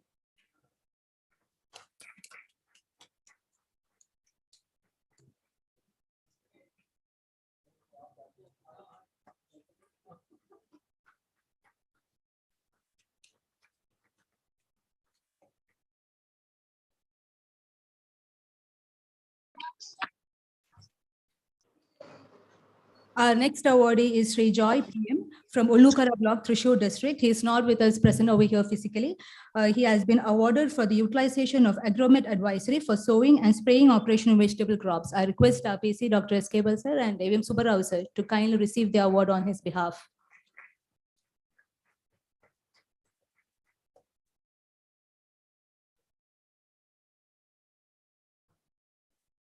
Our next awardee is Sri Anand Kumar Thakur from Bandra, Muzaffar district, Bihar. He has been awarded for implementing weather-based advisories in sowing and spraying operations in vegetable crop. यहाँ जब भी कोई programme होता है, ये ICR song जरूर चालू करता है।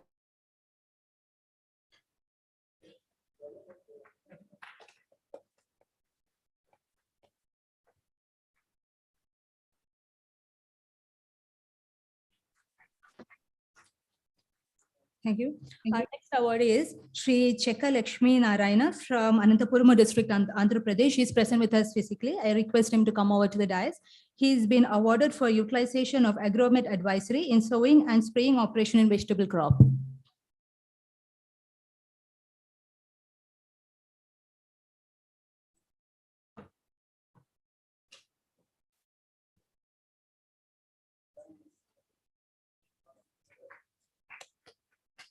Please give a huge round of applause to our awardees.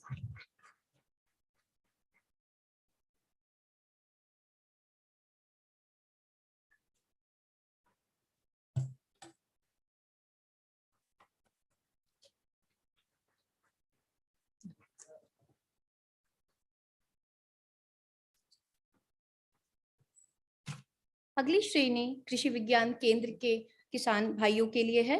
इसके लिए मैं SIC, KVK और KVK के अन्य वैज्ञानिक को भी आमंत्रित करती हूँ मंच पे।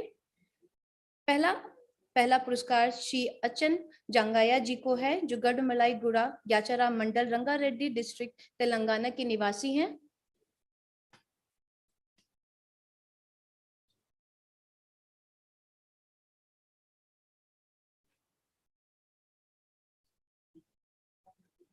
इन्होंने सब्जियों के लिए सबस्थानीय जल संचयन, सूक्ष्म सिंचाई के साथ प्रणाली को अपनाया एवं तरबूज में पलवार पद्धति को अपनाया है।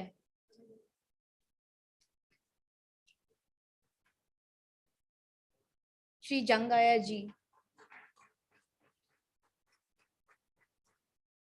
दूसरा श्री ई माधव रेड्डी जी को मैं आमंत्रित करना चाहूंगी, जो इब्राहिम पट्टनम मंडल, रंगारेड्डी जिला, तेलंगाना के रहने वाले हैं। इन्होंने टमाटर में पावर वीडर जैसे फार्म मशीनरी का उपयोग किया और टमाटर और तुरई में पलवार पद्धति को अपनाया है। कृपया तालियों के साथ स्वागत कीजिए ई माधव रेड्डी जी का।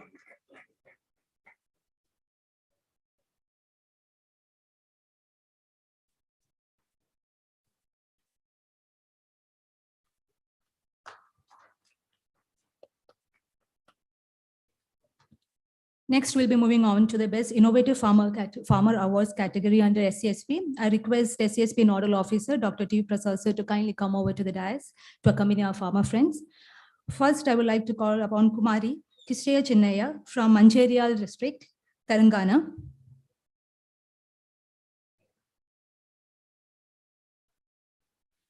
She's being awarded for her contribution towards adoption of improved variety of groundnut or integrated pest management in chili crop.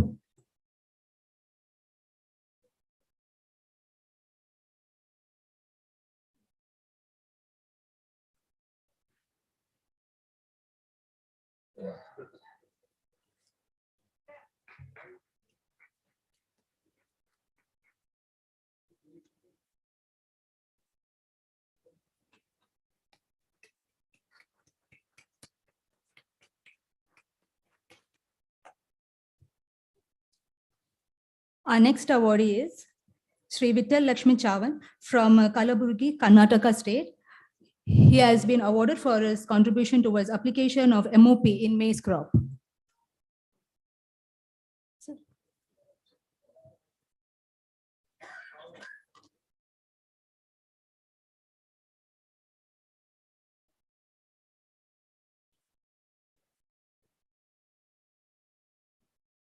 पुरस्कार की श्रृंखला को बढ़ाते हुए अगला अवार्ड है फार्मर फर्स्ट प्रोजेक्ट के फार्मर्स का, जिसके लिए मैं PIG निर्मला मैडम और सह वैज्ञानिकों को आमंत्रित करती हूँ। साथ में पहला नाम श्री चेन्नैया मेरुगु जी का है, जो पुदुर मंडल, विकाराबाद जिला, तेलंगाना के निवासी हैं।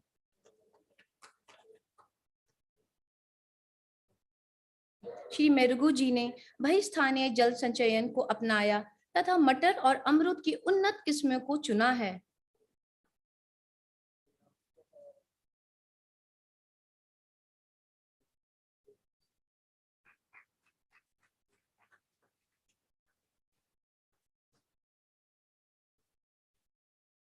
हमारे अगले किसान मित्र श्री वेंकटेश तिक्काला जी हैं, जो राकम चल्ला, पुड्डूर, विकाराबाद जिला, तेलंगाना के निवासी हैं।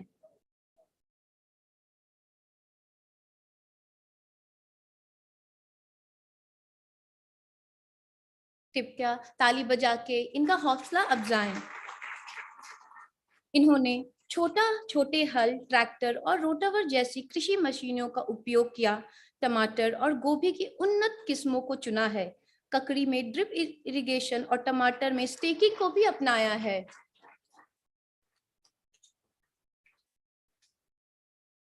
धन्यवाद madam. Next, we'll be moving on to the Best Innovative Farmer Awards category under TSP project. I would like to call upon the Nodal Officer, TSP, Dr. Manoranjan sir, and his team to kindly come over. Our awardee is Sri Mesharam Sunil Kumar from Adilabad district, Telangana. He has been awarded for his contribution towards adoption of ex situ water harvesting by farm pond and using of improved varieties of black gram, green gram, rabi sorghum, groundnut, kodo millet, and improved varieties of poultry.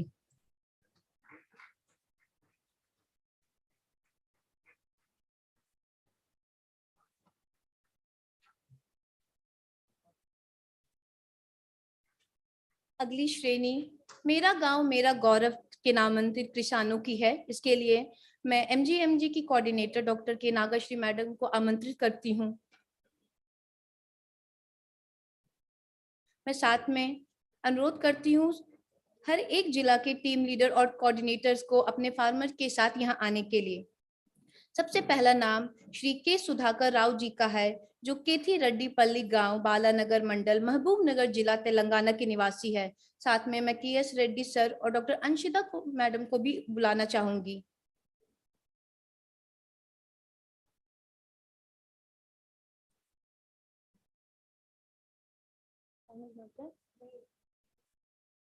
क्योंकि मैं Shri KS. Reddy sir और Anshita madam से अनुरोध करूंगी कि वो यह पुरस्कार को ग्रहण करें। के सुधाकर राव जी ने आम में सब स्थानीय जल सेचन, सौर की जाल, धान की उन्नत किस्म, ट्रैक्टर, इंटर कल्टीवेटर और स्पेयर जैसी कृषि मशीनों का उपयोग किया है।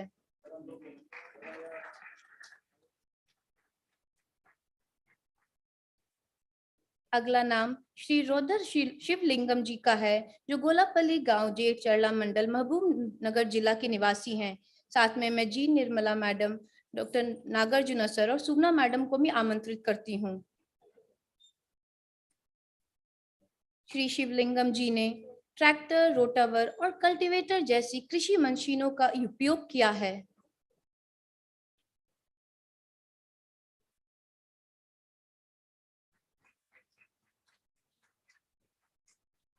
श्रृंखला के आगे श्री पटनम विट्ठल जी, जो कि पिद्दा चिंदा ग्राम, मंडल नारसठपुर, मेदक जिला के निवासी हैं। साथ में क्योंकि ये यहाँ उपस्थित नहीं है, मैं डॉक्टर एस बलौली सर, सविता संतोष मैडम और पुष्पांजलि मैडम को भी आमंत्रित करती हूँ कि इनके बिहाफ पे आप पुरस्कार ग्रहण करें। श्री विट्ठल जी ने जैविक सब्जियों की खेती की है और सब्जियों में पलवार को अपनाया है।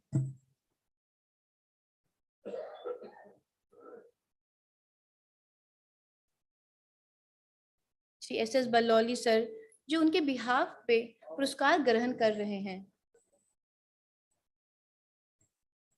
क्रम को आगे बढ़ाते हुए मैं श्री पी सती रेड्डी जी को आमंत्रित करती हूं, जो मोरसुगुड्डम, नालगोंडा जिला, तेलंगाना के निवासी हैं। साथ में मैं डॉक्टर अमरिंदर रेड्डी सर और डॉक्टर इंदौरिया सर को भी मंच पे आमंत्रित करती हूं। श्री रेड्डी जी ने ट्रैक्टर चालित औजारों का प्रयोग किया है, जैविक खेती को अपनाया है और कीटों का जैविक नियंत्रण किया है। कृपया तालियों से इस मंच की रौनक बढ़ाएं।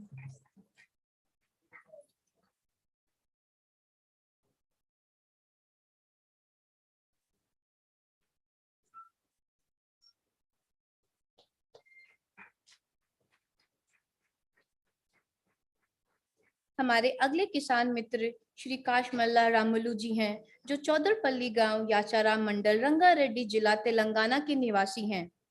साथ में मैं पीसी डॉक्टर रविंद्रचारी सर और डॉक्टर भार्गवी को भी आमंत्रित करती हूँ मंच पे।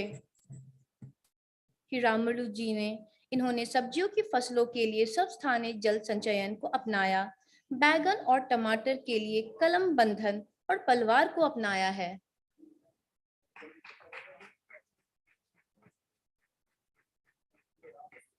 जी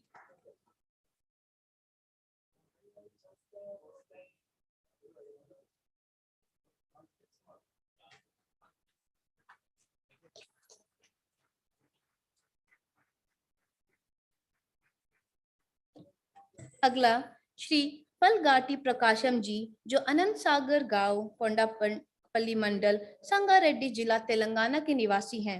साथ में मैं जी प्रतिभा मैडम, के रविशंकर सर को भी आमंत्रित करती हूँ मंच पे।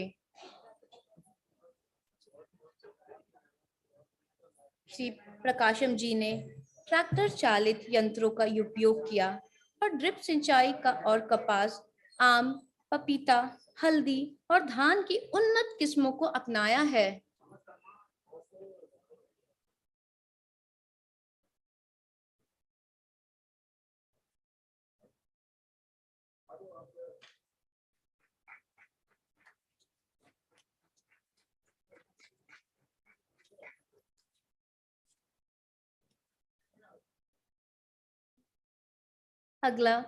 अगला नाम श्री रागम यादगिरी जी का है, जो गांधीनगर गांव, सूर्यापेट मंडल, सूर्यापेट जिला, तेलंगाना राज्य के निवासी हैं।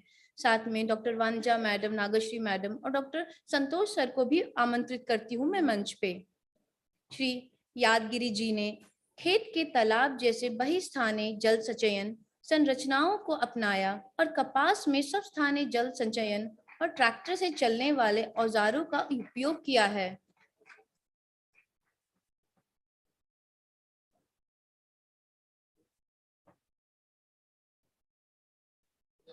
एमजी की अंतिम कड़ी में मैं बुलाना चाहूंगी मंच पे श्री बी बाला रेड्डी जी को, जो काटेपल्ली गांव, यदाद्री, भोगनगिरी जिला, तेलंगाना के निवासी है। साथ में मैं आई श्रीनिवास सर और डॉक्टर एजीके रेड्डी सर को भी आमंत्रित करती हूँ। श्री माला रेड्डी जी ने रोटावर, कल्टीवर, वीडर का प्रयोग किया है। मैं अनुरोध करती हूँ एजीके रेड्डी सर को कि डॉक्टर श्री बी बाला रेड्डी के बिहाफ पे पुरस्कार ग्रहण करें। श्री रेड्डी जी ने रोटावर, कल्टीवर, वीडर का प्रयोग किया है। सब्जियों की फसलों और धान, टमाटर, भिंडी की उन्नत किस्मों को सब स्थानीय जल संरक्षण को अपनाया है।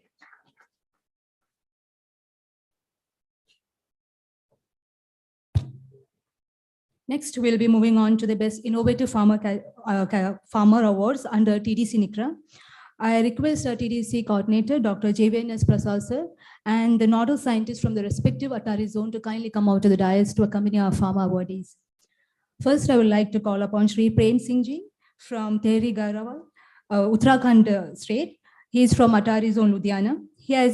I request the nodal scientist attached to him, JVNS sir, yeah. He has been awarded for adoption of in-situ water harvesting by trenches in barnyard millet and ex-situ water conservation, and for adoption of improved varieties of onion, pea, tomato, okra, and usage of farm machinery such as power tiller.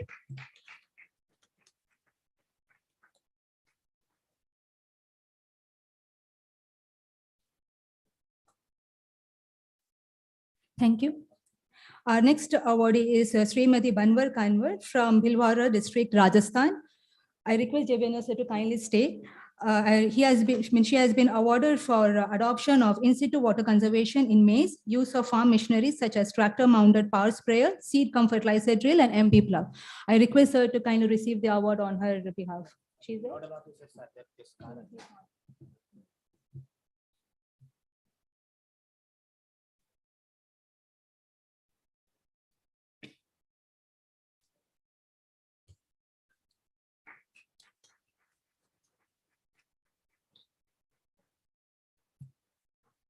Our next awardee is Shri Roshan Lal Maurya from Uttar Pradesh. She's from Atari zone, Kanpur. I request Dr. I. Srinivas sir, who is the attached nodal scientist, to kindly come over and receive the award on his behalf. He has been awarded for adoption of laser land leveling, residue management, along with salt-tolerant variety of wheat, mustard, chickpea, and use of tractor-drawn implements. I request JVNS sir to kindly receive the award on his behalf. All are present online. Yeah. All our awardees are present online.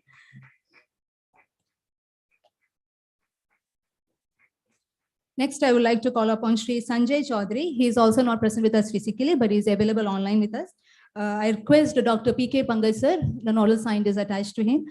He is from Atari zone, Patna. He has been awarded for adoption of in-situ water conservation in chickpea and ex-situ water harvesting, farm machinery use such as zero-tillage machines, happy seeder, MP plough, ridge and furrow maker, and leveler and thresher. Please give a huge round of applause.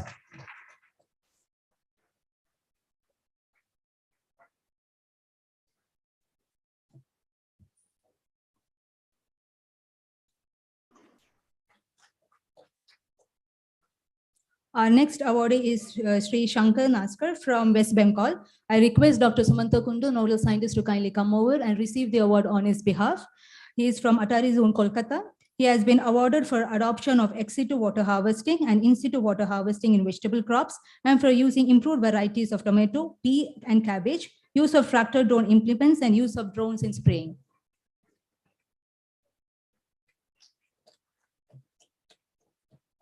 Our next awardee is Sri Dhiren Subba from South Sikkim. I request Dr. Manoranjan Kumar sir to kindly come over and receive the award on his behalf. He is from Atari Guwahati zone. He has been awarded for adoption of ex-situ water harvesting, in-situ water conservation in vegetable crops, and improved varieties of tomato, pea, and cabbage, and use of tractor drone implements.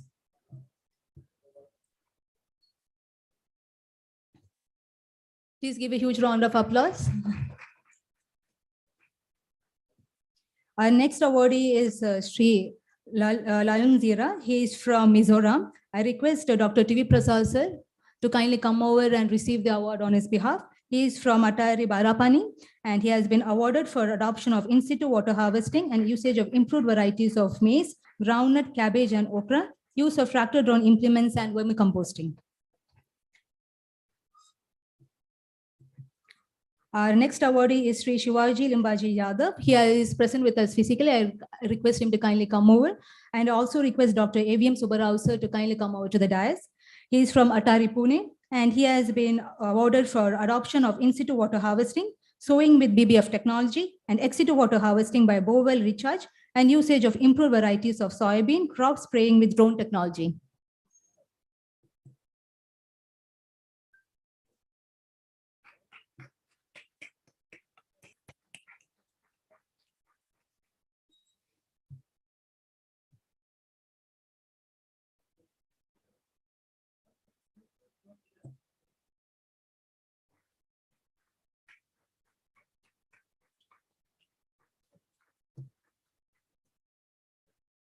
Our next awardee is Sri Prakash Muniya. He is from Madhya Pradesh.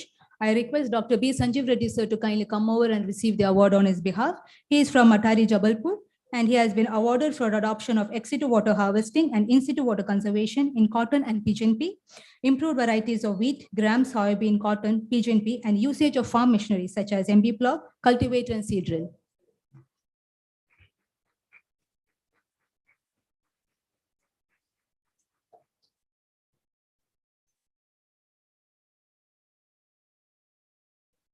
Our next awardee is Sri Puchakayala Ramu. He is from Andhra Pradesh, Andapuram district.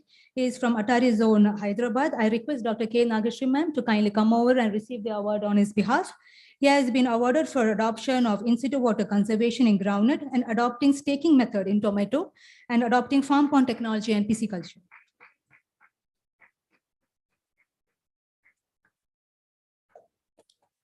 Our next awardee is Sri Keshav Reddy RK. He is from Chikbalpur district, Karnataka, from Atari, Bengaluru. I request Dr. G. Venkatesh to kindly come over and receive the award on his behalf.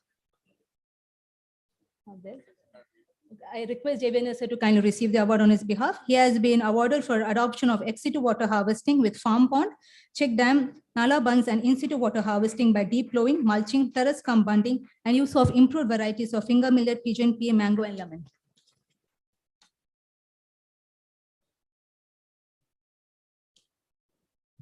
Thank you, sir, for doing the honors. Next, we'll be moving on to the Best Employee Awards of this year. I request our first category is technical category from T1 to T5. I would like to call upon Sri Mukund, Technical Officer from ICAR-CRIDA, to kindly come over and receive the award.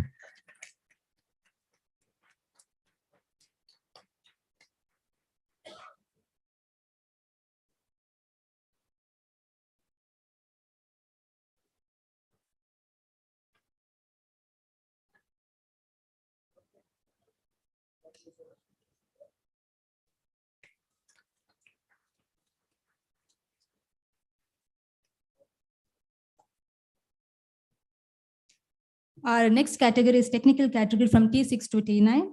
I would like to call upon Shri S. Yadagiri, Assistant Chief Technical Officer, to kindly come over and receive the award.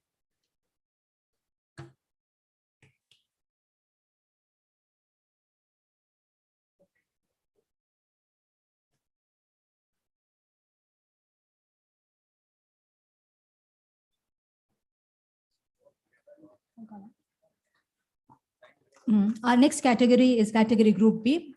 The award winner is, I would like to call upon Srimati D. Kalpana, WAO. Ma'am, I would like to call you upon to the dais to receive the award.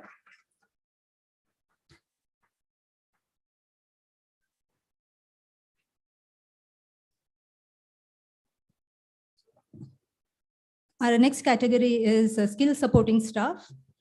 I would like to call upon Shri G. Anjaya, skill supporting staff, to kindly come over and receive the award.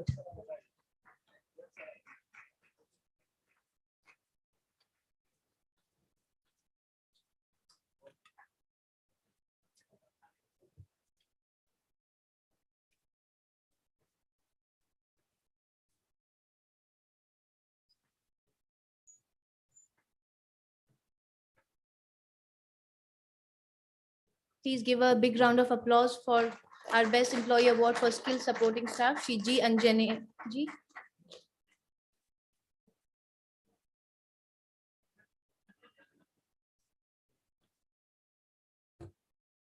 Moving on to the next category.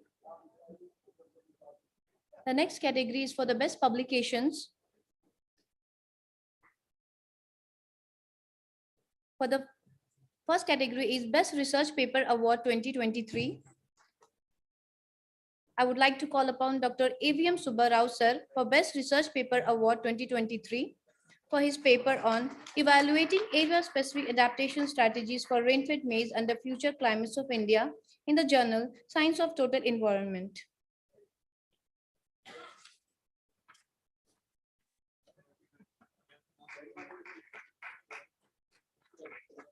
Next, I would like to call upon Dr. M.A. Sharat Chandran sir for the Best Research Paper Award 2023 for paper evaluating area-specific adaptation strategies for rain-fed maize and the future climates of India.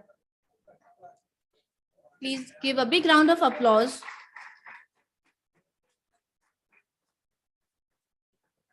Next, I call upon Dr. V. Vishakumari Madam for the Best Research Paper Award for her paper, Plant Nutrition as Effective Way to Alleviate Abiotic Stress in Agricultural Crops in the journal, International Journal of Molecular Sciences.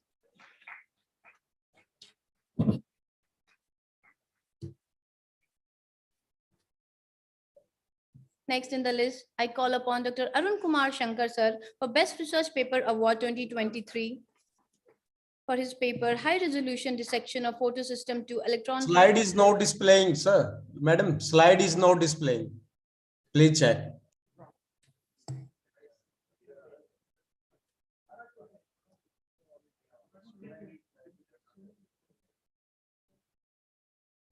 We have with us Dr. Arun Kumar Shankar sir for his Best Research Paper Award 2023. In the journal, Frontiers in Plant Science.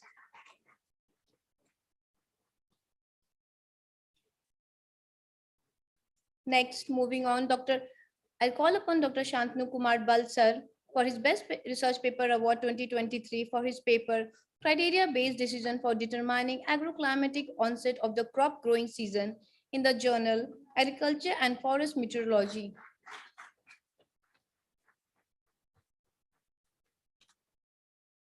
Next, last but not the least in this category, I call upon Dr. M. Manjunath sir for his paper, Microbial Consortia Enhance the Yield of Maize under Subhumid Rain-Fed Production System of India in the journal, Frontiers in Sustainable Food System.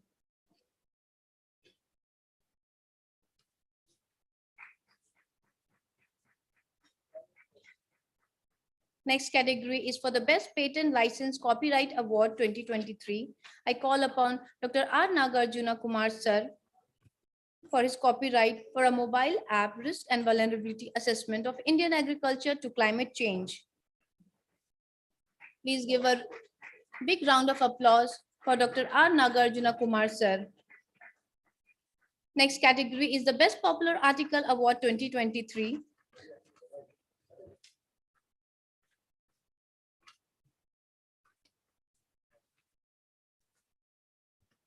I call upon Dr. G. Pratibha Madam for her article, Conservation Agriculture, Challenges and Prospect in Rainfed Cropping System.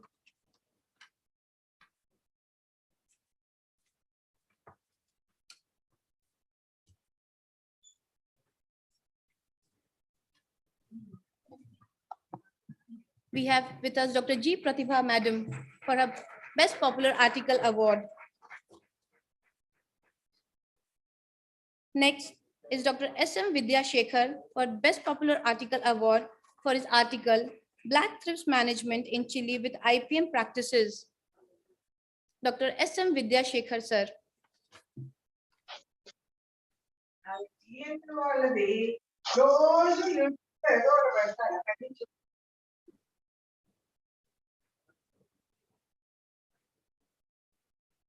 Next, I call upon Dr. Amrinder Reddy, sir, for his article, Time to Prioritize Financing Sustainable Agriculture in the magazine Business Line. Dr. Amrinder Reddy, sir.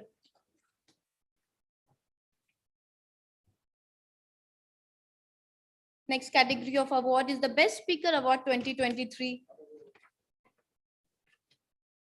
I would request Amrinder Reddy, sir, to please be on the stage as he is going to receive for the Best Speaker Award itself for lead lecture in I request Dr. Amrinder Reddy, sir, to please be on the stage to receive the award for the lecture entitled Transforming Resilience Focused Food System Under Climate Change.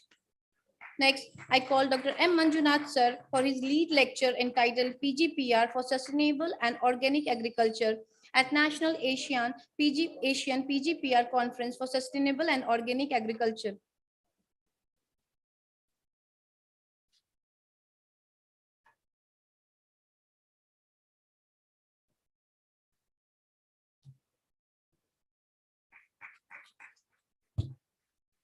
Next, we'll be moving on to the Merit Student Award. This year, the Merit Student Award is going to Ms. Ankita Sarkar, daughter of Dr. Basudev Sarkar, Principal Scientist from ICAR-CRIDA.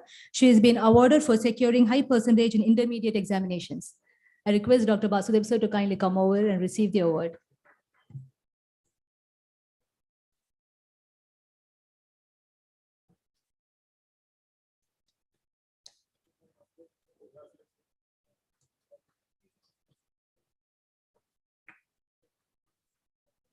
Please give a huge round of applause. Our next category is Super Achievers Award. It goes to Ms. M.S. Aishwarya, daughter of Dr. K. Sridevi Shankar, Principal Scientist from ICAR-CRIDA, for her excellence in getting admission into MBBS, Mamta Academy of Medical Sciences, Buchapalli, Hyderabad. I request ma'am to kindly come over, and yeah, Ms. Aishwarya too.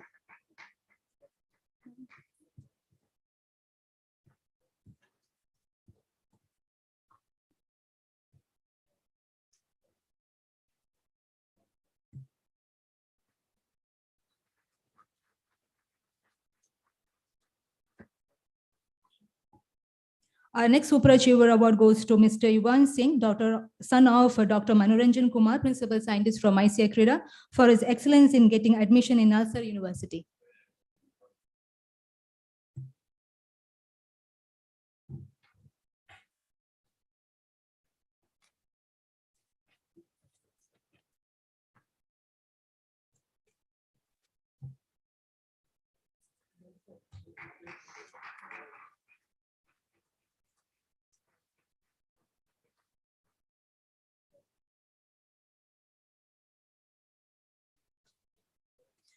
We had conducted several sports events as part of the Foundation Day, and next we'll be moving on to the awards of the different sports categories.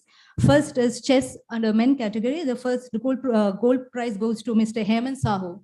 I request Mr. Hemant Sahu to kindly come over. The second prize goes to Mr. P. Venkateshwarlu.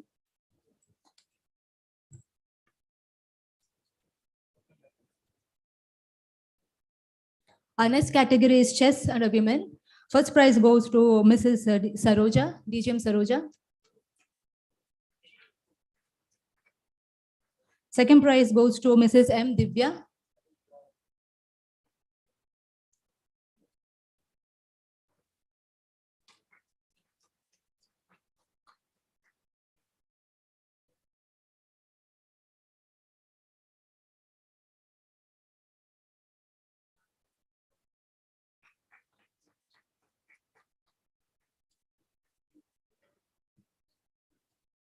Divya, Mrs. M. Divya.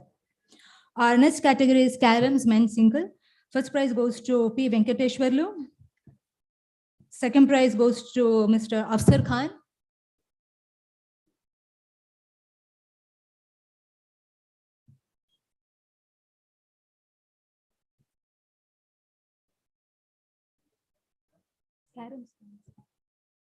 Our next category is Caroms men's double. Our first prize goes to A. Malesh Yadav and Alim Khan. Second prize goes to J. Ishwar and Ashok.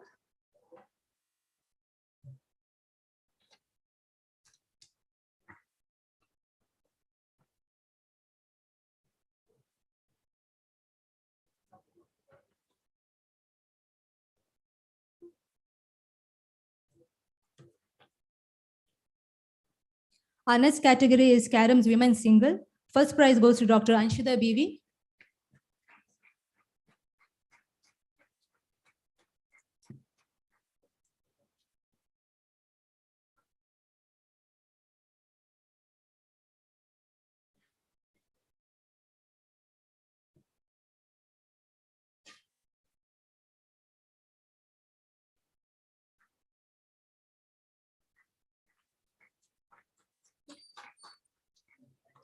Caroms women's single. First prize goes to Dr. Anshida Bivi. Second prize goes to Mrs. DGM Saroja. Next category is Caroms women's doubles. First prize goes to Saroja and N. Swapna.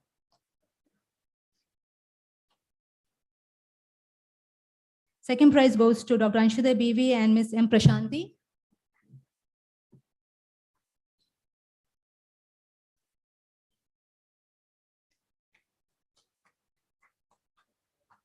Second prize goes to Dr. Anshida Bivi and Mrs. M. Prashanti.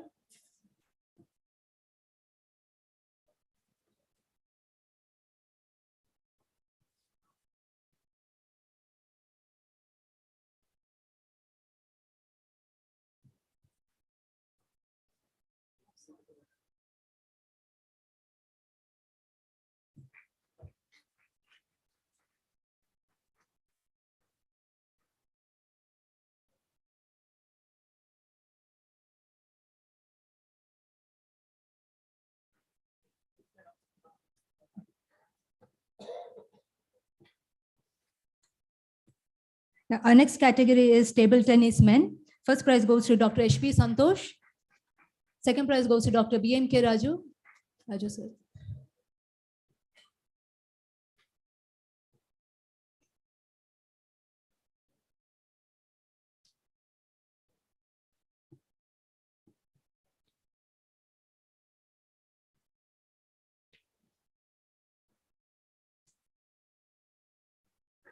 Our next category is table tennis women. First prize goes to Dr. Anshida BVCN and second prize goes to Mrs. Shashi Rekha.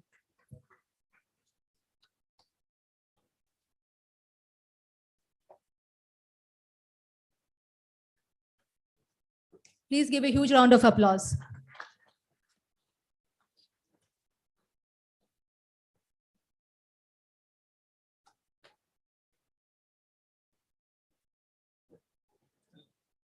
Table tennis women category.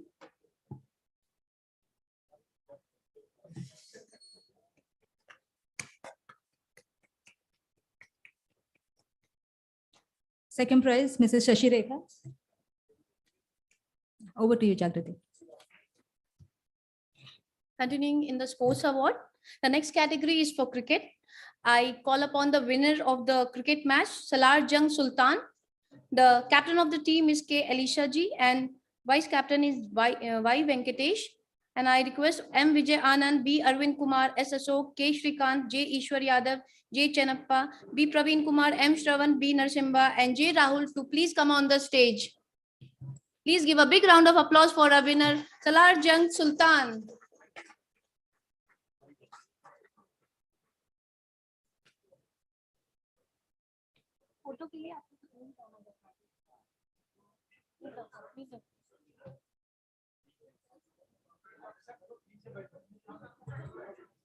The next team HRF rider is also requested to be ready to come on the dais.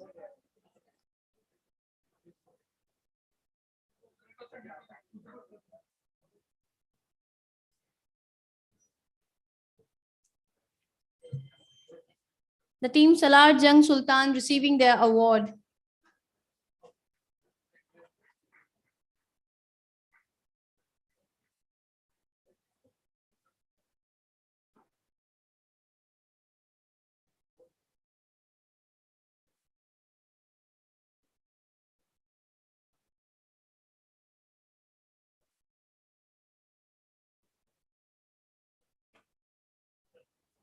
Thank you, Salar Jung Sultan.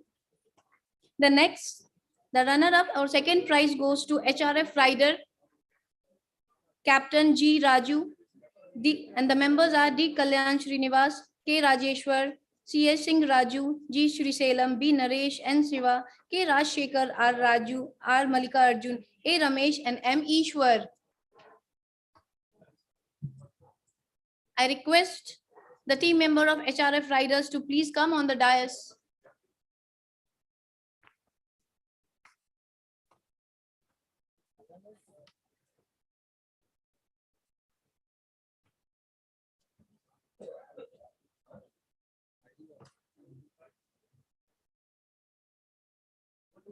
The team here you are seeing is HRF rider. Please give a big round of applause for our HRF rider.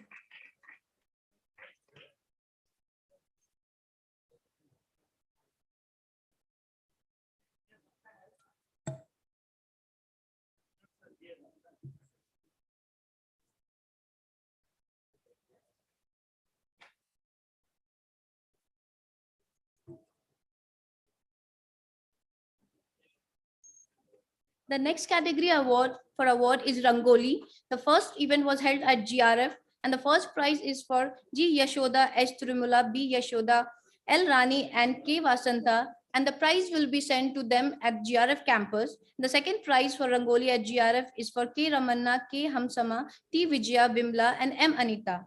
For CRIDA campus Rangoli, first prize goes to Divya. Please come on the stage. Second is Prashanti. The joint second is Prashanti and Anisha. I request the winners to please come on the stage.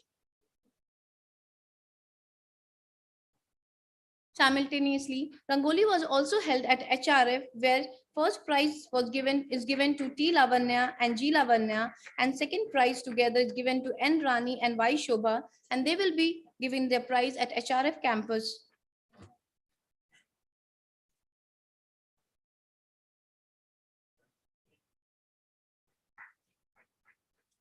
The next category award is for musical chair women. The first prize goes to Kavita.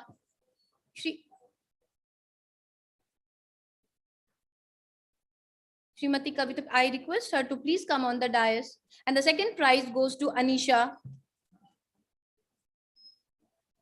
Musical chairman, first prize goes to Venkatesh and second prize goes to Chinnaji.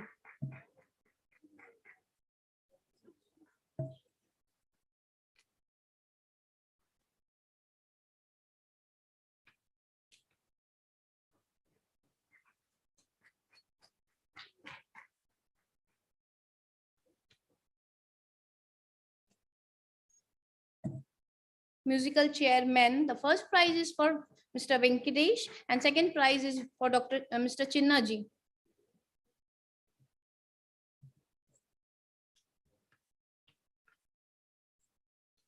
The other category is lemon and spoon race. The first prize goes to Divya and second prize goes to Rajeshwari. First prize is Divya and second prize is Rajeshwari.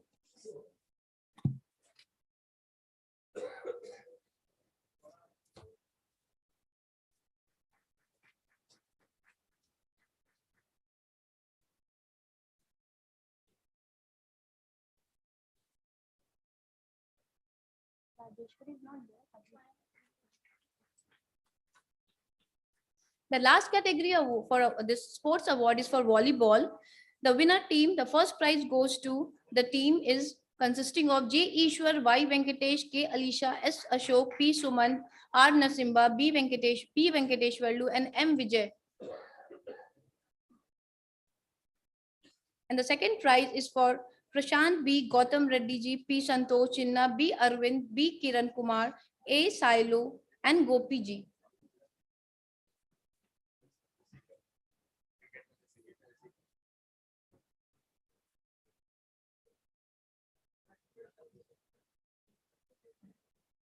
I congratulate on the behalf of ICAR-CRIDA to all the winners of various events.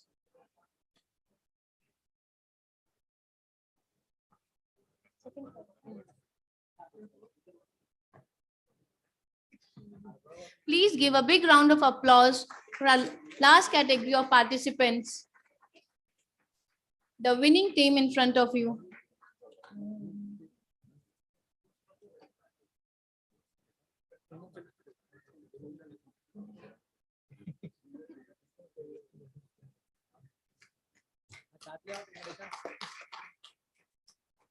The second prize winner for volleyball team consisting of Prashant B, Gautam Reddy, P. Santosh Chinna, B. Arvind, B. Kiran Kumar, A. Sailu, and Gopi.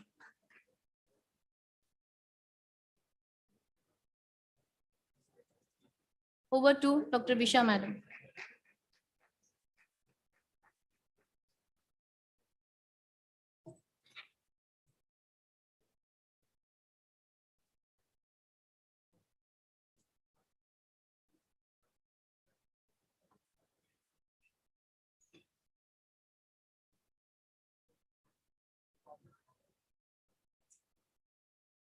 Congratulations to the winners.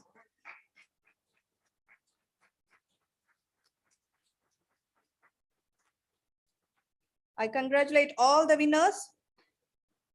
So moving ahead, we are done with the awards and felicitation. Now we'll release some of the publications of ICAR-CRIDA. On the occasion of our 39th Foundation Day, we would like to bring out the first issue of our newsletter for the year 2022. I would like our dignitaries to release this publication.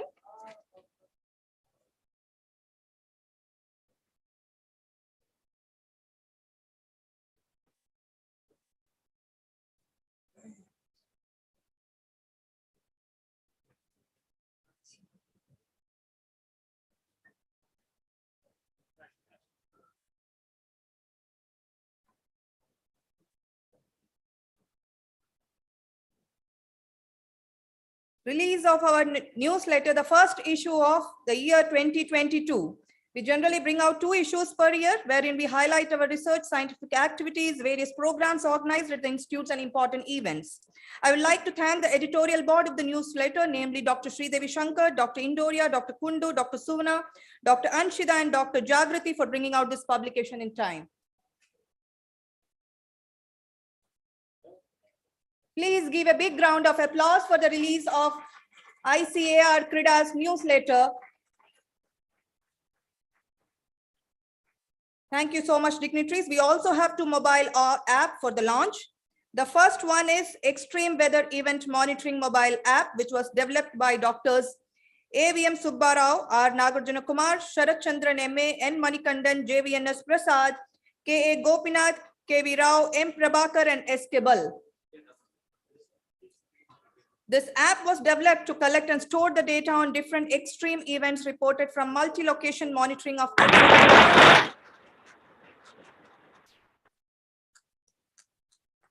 Thank you.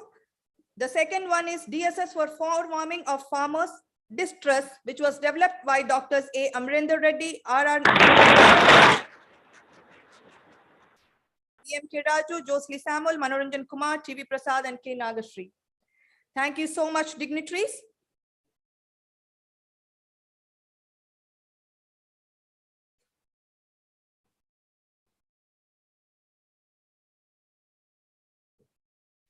Moving on with our program, I would like to invite our DDG, Dr. S.K. Chowdhury, Deputy Director General, NRM, who has joined us online to address the CRIDA family. Please. Thank you very much. Namaskar. Am I audible?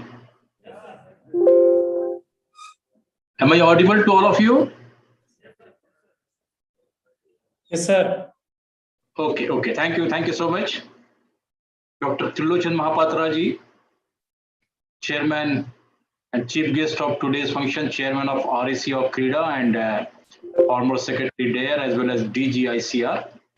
We are fortunate to have you as a chief guest today in this Foundation Day. Dr. B. Venkateswarlu, former Vice Chancellor of Vasantrao Naik Krishi Vidyapith, Parbhani. Dr. A.M. Sheikh, the former Vice Chancellor of Anand Agriculture University. Dr. Y.S. Ramakrishna, the former Director of CRIDA, Hyderabad. Dr. S.S. Tomar, my own teacher, guide, and the Honorable Member of RAC of CRIDA. Dr. H.N. Verma, my mentor and former Director of IIWM Bhubaneswar. Dr. V.K. Singh, the Director of this institute. Colleagues, we have joined from various network centers of AICRP, Dryland Agriculture, and AICRP on Agriculture Metrology.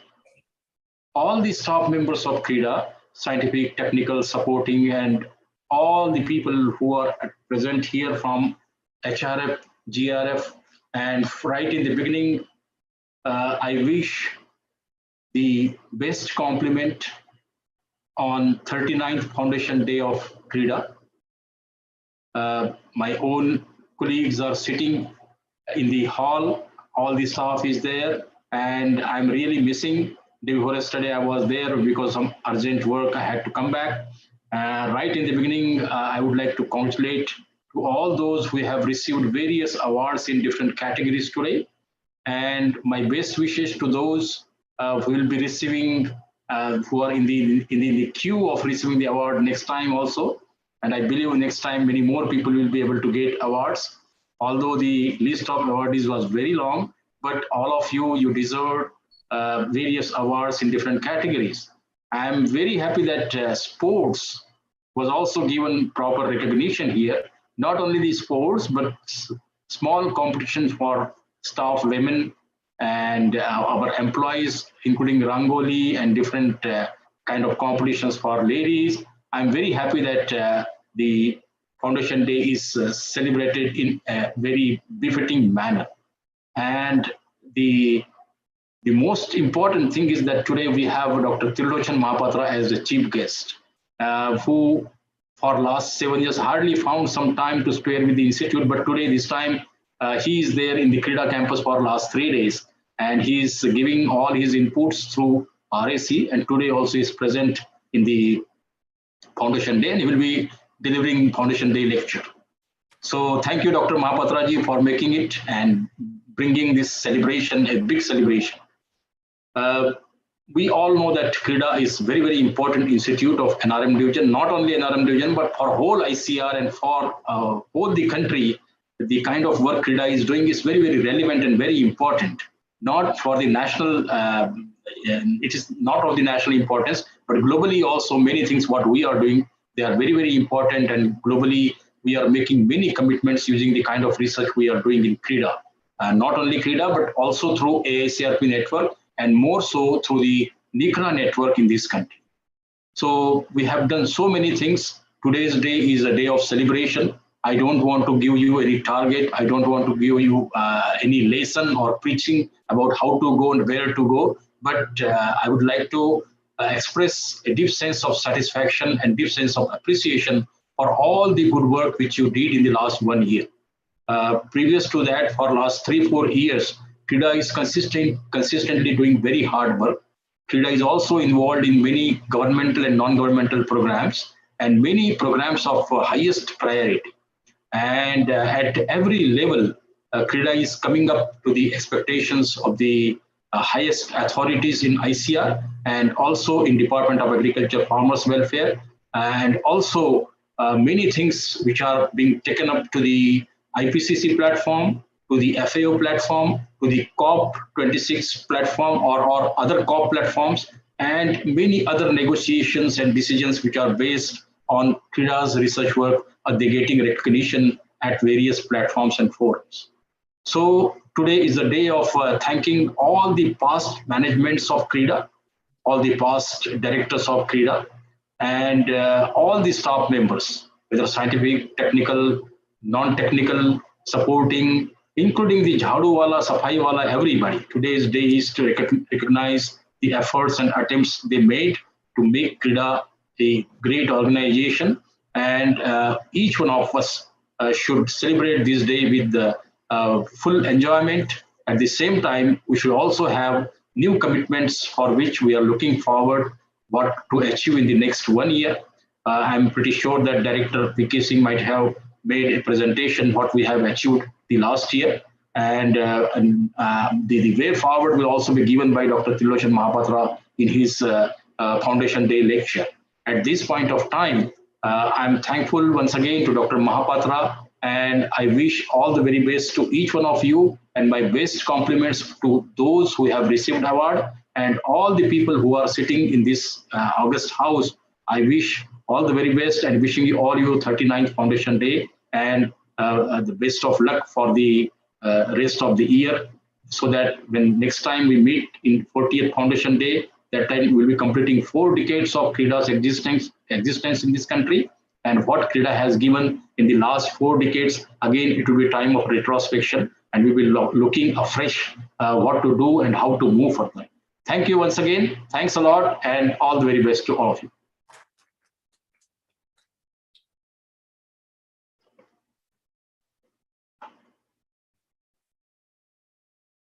Thank you, sir. Thank you so much for all your wishes. It's my privilege now to introduce our chief guest, Dr. Mahapatra, former Secretary DARE and DG ICAR. Prior to this, he worked as Director of IARI New Delhi and the Director of NRRI Cuttack, and as a researcher and teacher for over 27 years in NRCPB IARI. His research accomplishments include development of the first high-yielding basmati rice variety resistant to... Thank you very much. We are very fortunate to have you as chief guest, sir. Thank you, sir.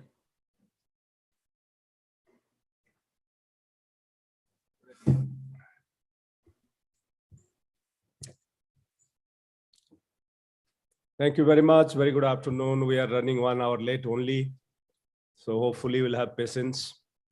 Usually I speak ex-tempo. For this institute, I brought some presentation. So, though I can speak without slides, whatever I have prepared, but I'll go by slides. It's relevant to you. And Dr. Chaudhary has said that I have to give the roadmap. I don't know. I don't understand so much of your science that you are doing. But during 6.5 years of my association, as my presence as head of the ICAR, I used to interact and get inputs from Dr. Chaudhary on various aspects of NRM. And most often we used to actually get queries, questions regarding concerning NRM. So that, and of course, climate issues were foremost. Their first priority was the climate. So you all know why climate is so important and how it has assumed greater significance now.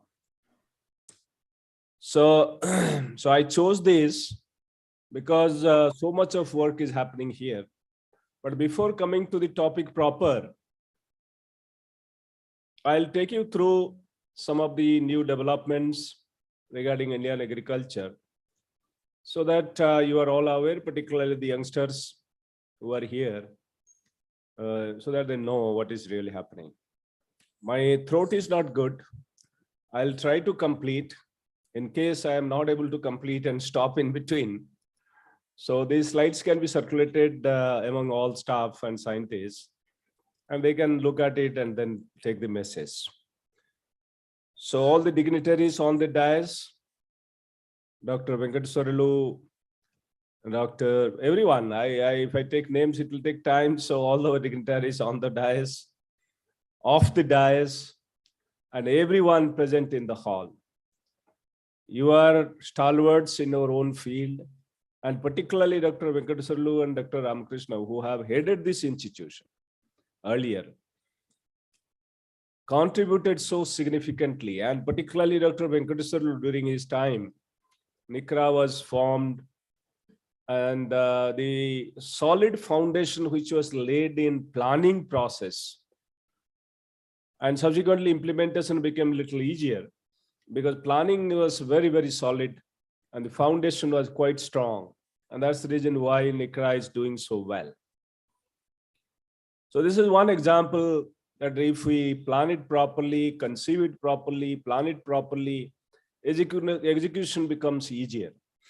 So thanks to Dr. Venkateswarlu and the foundation for the institute, which has been laid by many stalwarts, including the current director, who is striving hard to excel. And he has done during past 2 years of his assuming charge as a director. He has been doing exceedingly well. That's what we have seen during past 2 days of our interaction, visit to the labs, visit to the field, and listening to the presentations. And we have seen how much of work is being done here at this institute. So heartiest congratulations to all of you from the institute, all staff on this Foundation Day. But this is the day to celebrate. Celebrate your achievements and all that you have been able to do. Congratulations to all those who received awards and honors. This is all through competition, not that you received on a platter. So you did well. All through, during past 1 year, your performance was judged, or in competitive spirit, you participated in sports and otherwise, and then you have won. So that is what is very, very important. So congratulations to all of you who received an awards. This is heartening to see the way ICAR-CRIDA is moving and trying to address the challenges that we have. Climate challenge is only one of those. Dryland agriculture has many challenges, and facing those challenges is not easy because of the inherent nature and the complexities of that problem we have with regard to the dryland agriculture. So given the complexity of that problem, so I'm sure, the colleagues as members of the RAC, they would also all agree. In fact, they have already given their opinions that how ICAR-CRIDA is preparing itself and has progressed this far in addressing those challenges. So many spheres you have so much of success, and countries wholly dependent on you on many aspects. And global level also, you have now recognition because your climate resilient village system, we keep presenting in many occasions. I presented in one of the G20 meetings in Japan, the climate resilient village system. And there was a lot of appreciation. And G20 meeting is going to happen shortly. And Dr. Venkateswarlu is going to make the presentation. So I'm sure the global community is already appreciated and is appreciating the work that you are doing. They are able to understand the dimensions of this work and the implications of the work. That's very important, given the climate change. And very importantly, the adaptive measures which are being taken and the co-benefits that we are getting with regard to mitigation out of those adaptation measures, they are very, very significant. And that's the reason why global community is looking up to India to spearhead this aspect of research. And I'm sure with this G20 meeting and presentations, we will have an upper hand at the global level and guide global research with regard to adaptive measures in agriculture, and also the core benefits thereof that we can impart through agriculture for addressing the challenges that we have with regard to climate change. I can operate from here. I can operate from here. Give me. If it is here.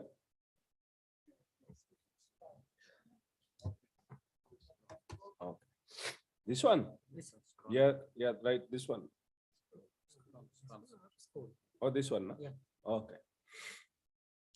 So you all know this, that what is the Indian agriculture addressing and how well placed it is.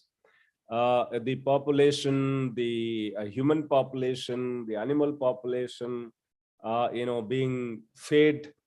And though we are ranked with regard to nutrition, global hunger index very badly, and our reputation is not good, but still we are able to feed 1.4 billion people, 1.4 billion plus people, and we are trying to address all the issues.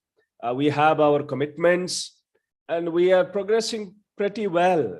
That's what with the limitation of water, land, and so on and so forth. So we are able to really do this. So I'll go fast. It's not working. I don't think it is working.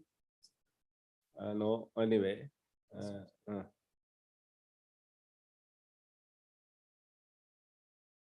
Right one is not working. Let's see. Scroll करना होगा. चलो देखेंगे. So challenges are everywhere. So of course we have moved quite far from ship to mouth to food security, providing free food to more than 80 crore people during COVID times. And that was possible because of the Food Security Act that we have in place, but also because we have plenty of food grains in store. So not only food grains, we have done pretty well with regard to most of the items which are presented here. And how many times we have increased our production, that is indicated in the last column. You might have seen this slide. We have updated up to last year. The I don't know, I mean this bar which is there at the bottom, if that can be minimized so people can see the last up to last one. Yeah, so I don't know, anyway. So this is what it is, whether it is milk, whether we are #1 milk producer, whether there is fish, more than 14 times, more than 18 times rather producing fish. This is something which is remarkable. Even in dryland situation, you are able to produce fish through pond culture. You have several ponds and you are also having fish. So this is again something which you did not think about at that point in time. Egg production, horticulture production is a horticulture revolution.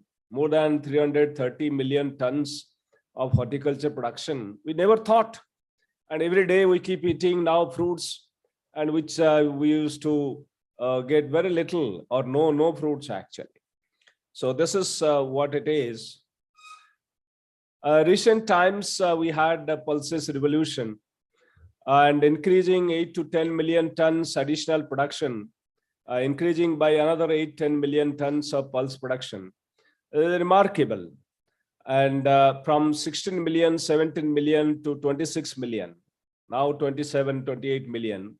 So that is something which was not really thinkable. In fact, as per the Niti Aayog estimation, we have already reached self-sufficiency, though we keep importing some amount, but the demand is increasing, and that is how we have little import. But given the emphasis, the way we are moving, we should be able to really have 100% substitution of import.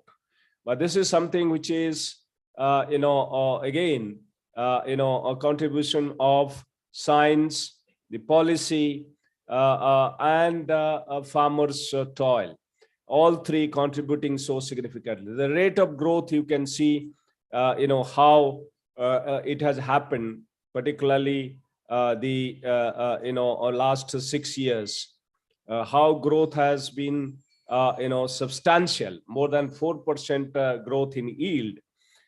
So area expansion 1.5% or so, but yield increase more than 4%, close to 4.5%, and that has enabled this kind of change in pulse production, which is quite significant.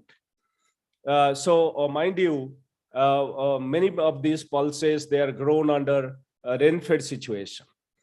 So the contribution of rain-fed ecology to this, production is quite significant. We had also a kind of production in sugar, which was unthinkable. We used to produce about 25-26 million tons of sugar, and today we are able to produce 35 million tons. So again, 10 million ton jump, and our requirements are met. We are exporting sugar, and all this was possible because of a variety, which was a wonderful cane variety. And developer of that cane received, Padma Shri Award this year, Dr. Baksiram, and for his significant contribution. And you can imagine just one variety being responsible for 8 to 10 million tons of additional sugar production. So almost 90% area being in Uttar Pradesh being occupied by this one variety CO238, which is mentioned here at the top. You can read.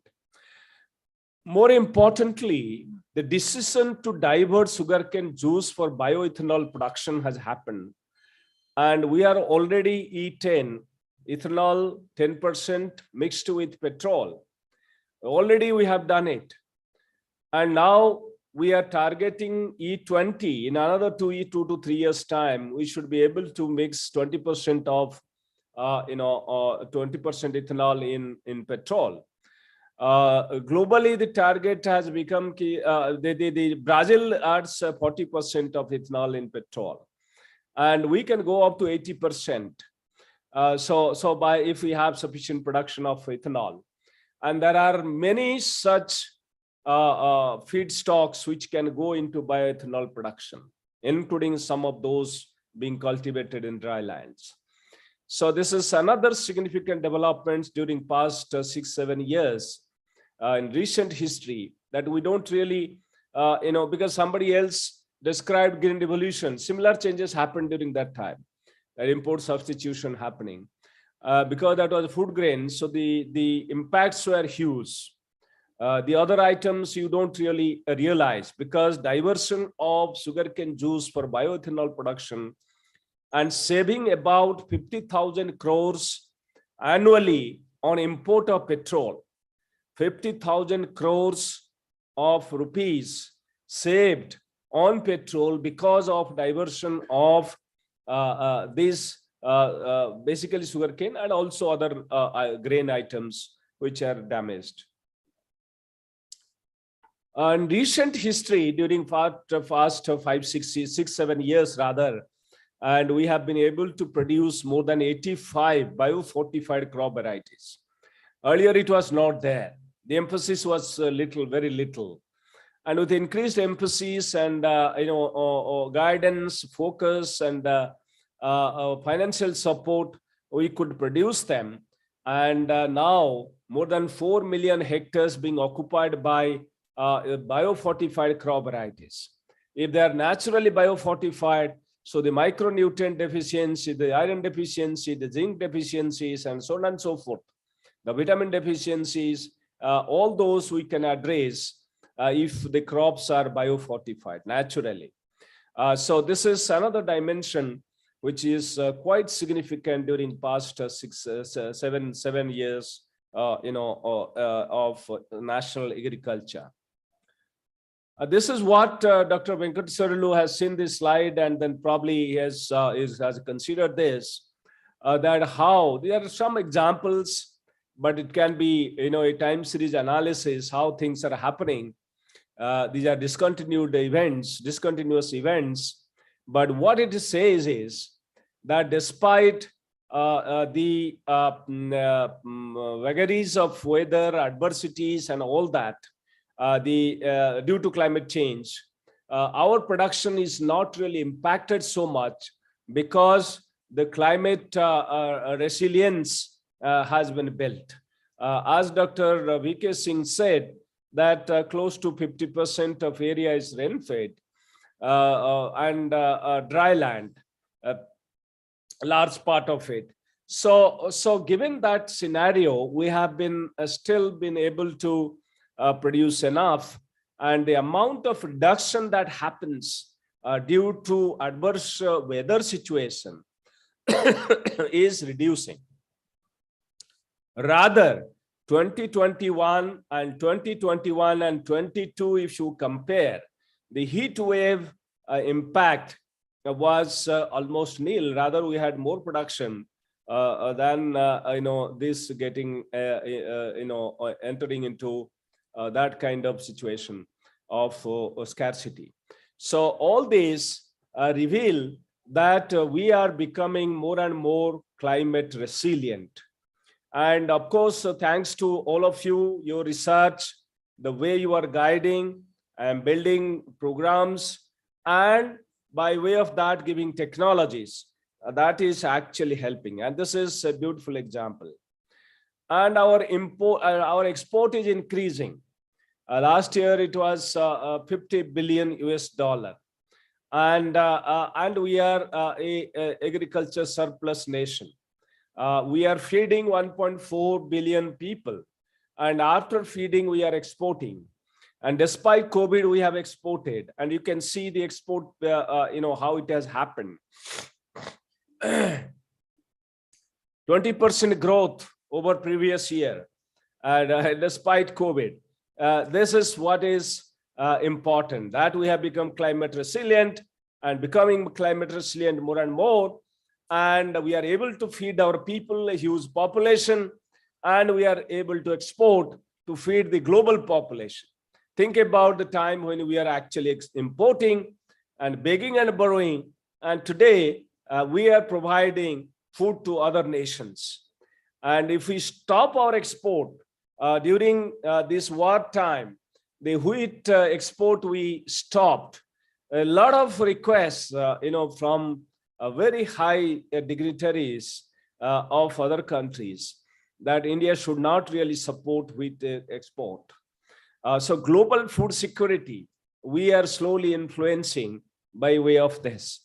So this is what is very, very important. Often we are presented with a gloomy picture, but we should know the rosy side of it, that how we have been able to perform and how we have been able to contribute national agriculture and food system, and also contribute to global food system.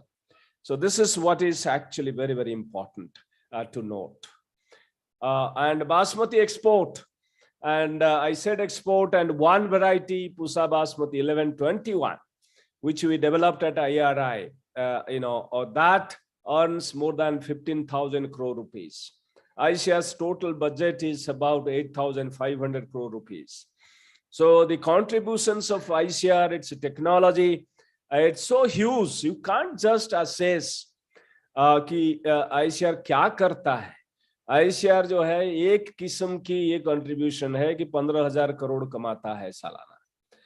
तो इस तरह का तो कई technology है. Climate resilience का तो बहुत सारे पहलू है जिसके ऊपर हम काम करते हैं और कंट्रीब्यूट करते हैं.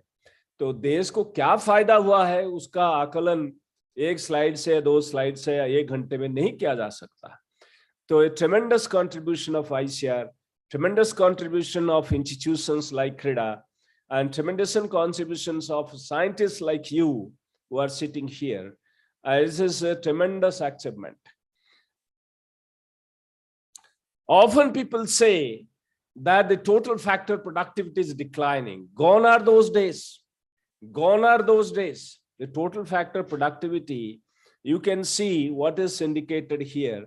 The India, the light green, and the world, the deep green, and the red one is China. And you can see the recent times, what has really happened with regard to total factor productivity. And we were often said that it is declining and we are in deep trouble and so on and so forth. But the total factor productivity has gone much beyond that of China and world nowadays. That would be nations which would be better than us, certainly. But we are doing fairly well with regard to total factor productivity. And you can analyze, and I requested director of the National Institute of Agriculture Policy Research to make this for me. And that is what he made and provided me. That the total factor productivity, we are doing pretty well. And that's what it is. But the challenges are many. It's not that we should be complacent, that we are doing good, so we should sleep over and then enter into problems and start crying that we didn't think about it, I didn't do well. Population is growing, the people who are dependent on 1 hectare is increasing, and it is going to increase further. And until we stabilize with regard to population, and this is going to really trouble us. And there are several estimations and projected estimation of production, what would require by 2050 is indicated here. Cereals 460 if we want offside, but otherwise the maintaining the momentum, if we go ahead, it required 358 million tons. Would not be very difficult. The way we are moving, we are already 315 million tons, around that. So we have already reached there. It will not be difficult by 2050 to reach 350 million tons. 406 might be difficult, but 358 or 60 million tons we should be able to reach. Business as usual by 2050, we are already there. Business as usual is not there. So our production has become climate resilient because of the efforts of all of you. And our technology is going to fail. And if you do not adapt, if you do not take the adaptive measures to the field, if you do not really take the technology, climate resilient technology to the field, you will not be able to really sustain this growth. It's not business as usual. Business unusual, actually. So we are already more than 310 million tons. Forget about 2050 estimate. And I will not go into the other items, the food items which are mentioned here, what we would be requiring by 2050 and where we are today. And we have done fairly well. Business as usual, predicted, if we do business as usual, by 2050, fruits, vegetables, and all that would require a huge amount. So this is not really easy to reach there. It's very difficult. And so we have a lot more to do, actually. It's not that we are doing everything, we are doing well. So a lot more to do. And challenges are there. So we have a long way to go. Similarly, meat production and egg production. So we have a lot more to do. So this is one aspect of it. And domestic demand for that to meeting that domestic demand, what should be the growth that we expect? Certainly our growth is much better, and we are doing pretty well at this point in time. So we should be able to meet the challenges and requirements. Sustainable development goals are there before us, 2030. 17 goals are there. And if you go to FAO site, it has very intelligently linked all the goals with agriculture. All the goals, you can underline, all the goals with agriculture. Sustainable cities. Sustainable city is one goal, and that is also linked to agriculture. Cities cannot be sustainable without agriculture. And how do we, the peri-urban horticulture or agriculture, and today's concept of rooftop gardening and so on and so forth, the vertical farming. So all these, are part of the sustainable city system. Life on earth, life below water. Life below water and earth both are linked to agriculture. So you go to any of these, you will find that agriculture is there. So climate action is one. So climate action, the number 13, is very, very important. And so these targets are there. How far we are from those targets? Can we really reach there by 2030? It's a very big challenge. So I'll not really go into that, but as increased emphasis on agriculture in recent times, all these international years, they are celebrated to bring back focus on each one of those. And whether it is soil, whether it is water, whether it is nutrition related issues, or sustainable fishery system, or fruits and vegetables linked to our habits, food habits. And this year being International Year of Millets, very, very important for you, for all of us, from nutrition point of view, from dryland point of view, and from the viewpoint of global trade. Global trade is going to be influenced tomorrow by how much we produce. And this is what is going to happen post International Year of Millet. That's what is expected. Growth predictions are quite huge for this sector.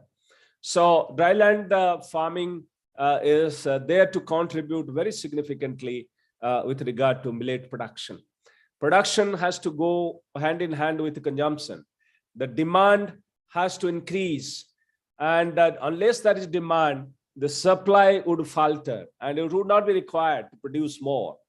So I know, very importantly, in this International Year of Millets, I would urge each one of you to consume as much millet as possible.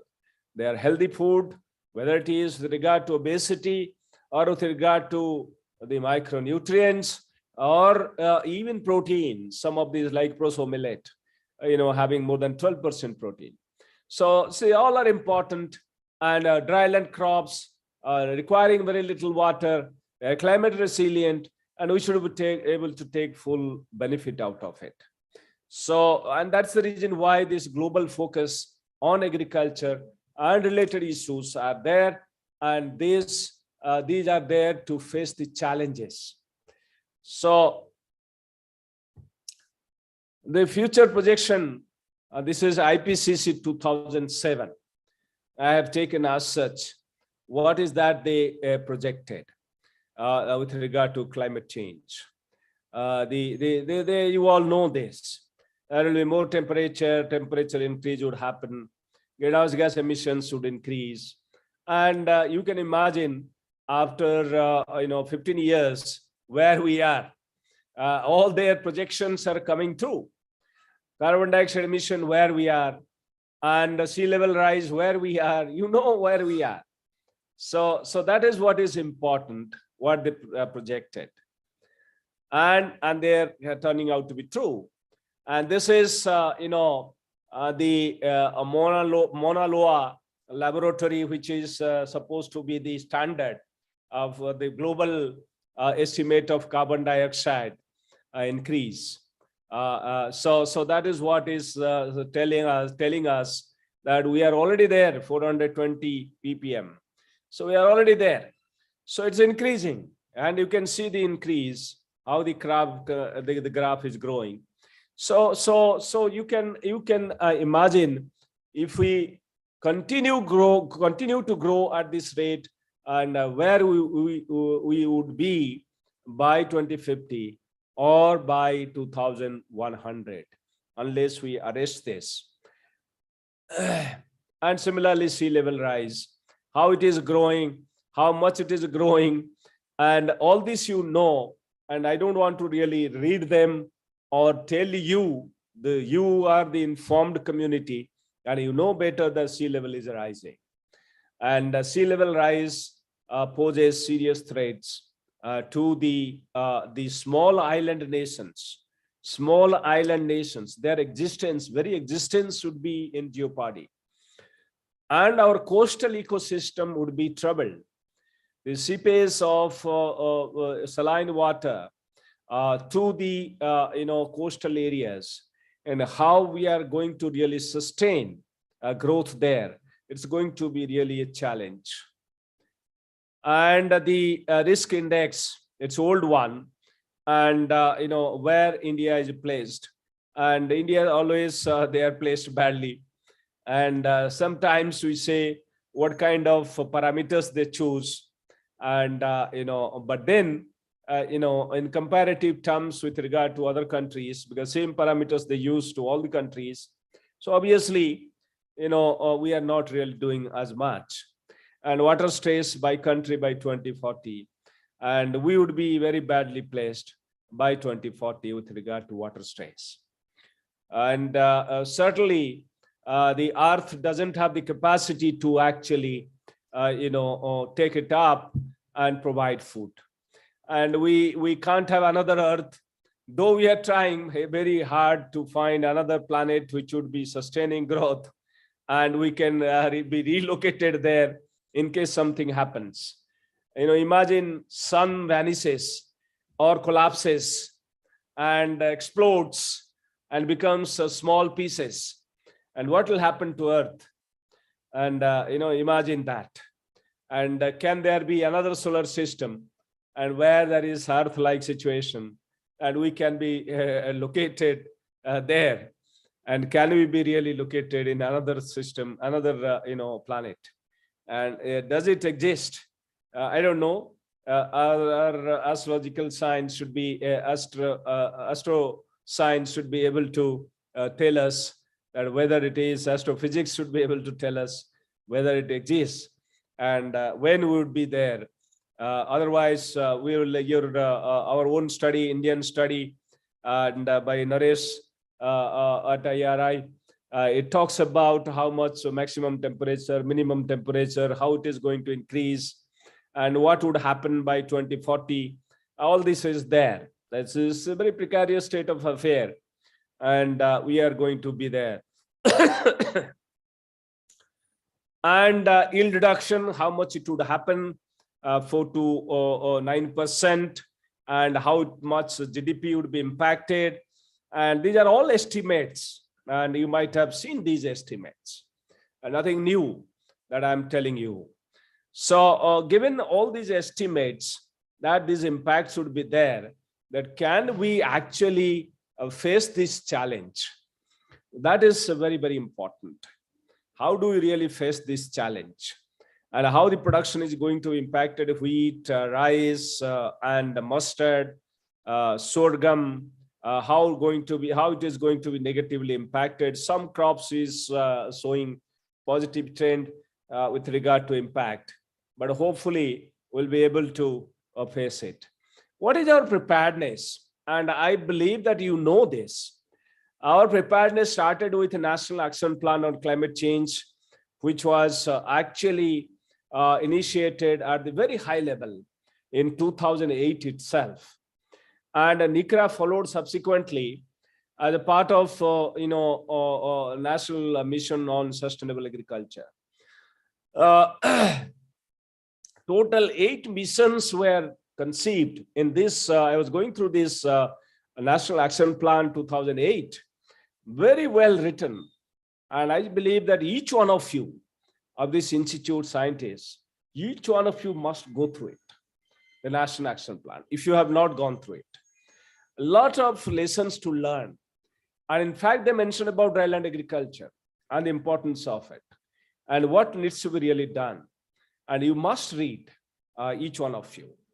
And these 8 missions, including the mission on water, the agriculture is there in many of these missions. And how do we really fit into and address those challenges? They're all highlighted there. Sustainable Himalayan ecosystem. We are very much there. The hill agriculture, Himalayan ecosystem without hill agriculture. It's a big challenge. It's a big challenge. Water management there. It's a big challenge. The land degradation, the soil erosion, that the way it happens, it's a big challenge. The biodiversity loss is a big challenge. The Himalayan ecosystem and maintaining all that. We don't have really that much of work happening in Himalayan ecosystem. And largely rain-fed, though it's not dry, but largely rain-fed. The irrigation system doesn't work there, a traditional irrigation system. So we have a lot more to do actually there in that ecosystem. So I have taken this because all that we are doing is not really enough We have a lot more to do. And we have institutes there to address Himalayan ecology, the BPKs in Almora, but a lot more to do. We don't understand the resources in Himalayan range, and neither we have been able to really address those adequately. National Water Mission, all irrigation projects and the micro irrigation, and we have done pretty well, but a long way to go, a long way to go. Addressing water issues in dry land, you are trying to have ponds and then so on and so forth, harvest water and attach that to micro irrigation. We have seen all that. You have done a wonderful job in both the farms. But if you go to the countryside and you'll see the ponds are not working. The ponds which were made a few years ago, they are not visible. So you have challenges. How do we really go ahead? So not only that, the recent call, harvest water when it falls, where it falls. Beautiful slogan. I believe that we should be able to really promote this in dryland areas. So Dr. V.K. Singh, through all your programs, have this slogan written, and then that message should go to all the stakeholders that पानी सबसे बड़ा important resource है कृषि के लिए, और पानी को संचय करना बहुत जरूरी है, बारिश के पानी को संचय करना जरूरी है, और पानी का इस्तेमाल सही इस्तेमाल करना जरूरी है। हर एक बूंद हमारे लिए मायना रखता है, और हर एक बूंद का इस्तेमाल करते हुए कैसे हम ज्यादा फसल ले सकते हैं, ये सारे किसान के पास ये मैसेज जाना चाहिए। और इन सिटू मॉइस्चर कंजर्वेशन के ऊपर आप इतने बात कर रहे थे, और इतने तरीके हैं कि कैसे आपके furrows and this and that, so many things, broad beds, and आप बात कर रहे थे कितना किसान के पास जाता है, कितना काम में लगता है। आई थिंक ये मैसेज जो है किसान के पास पहुंचाना बहुत जरूरी है। मेरे किसान मित्र कुछ यहाँ उपस्थित हैं और उनके पास ये मैसेज जाना बहुत जरूरी है। तो आप कंजर्वेशन एग्रीकल्चर करना चाहते हैं, पानी कम खर्चा होगा, और वहाँ कैसे हम इसको बढ़ावा दे सकते हैं। सो पानी संचय करना, कंजर्व करना और उसका सही इस्तेमाल करना, how do we really promote this is a huge challenge, and we have a mission operating there, and targets, we have money, and Green India mission, and we want to really do a lot of things including agroforestry. And you didn't have agroforestry personnel here, one post. So when I look at it, bhai dryland agriculture ke liye agroforestry zarurat hi nahi. Agroforestry is so important for dryland agriculture. You want to have more carbon sequestration. You want to have more carbon dioxide captured. You want to have enhanced farmers' income in dryland ecosystem, and you have more of ecosystem services delivered. And how do you really do without agroforestry? And your own farms have so much of agroforestry, agri-horticulture systems. So this is so important. And this Green India mission. So there are 8 missions. I have taken only 4 for you, just to highlight, and you must read this document. I have taken all this from that document, and you must read that how important all these are for us, and where we are and where we should go, how much more we have to do, long way to go. And this is what is very, very important for us, the National Mission on Sustainable Agriculture. The country has thought about it. The policy makers have understood it. There are mission mode programs. There is increased funding. And ICRA is one of those. But we have to deliver. We have a lot of progress, but a long way to go. And this is what is the objective of National Mission on Sustainable Agriculture: transform agriculture into climate resilient production system. We have become more and more climate resilient, as I presented in my previous section. Grow and ecologically sustain agriculture production to its fullest potential.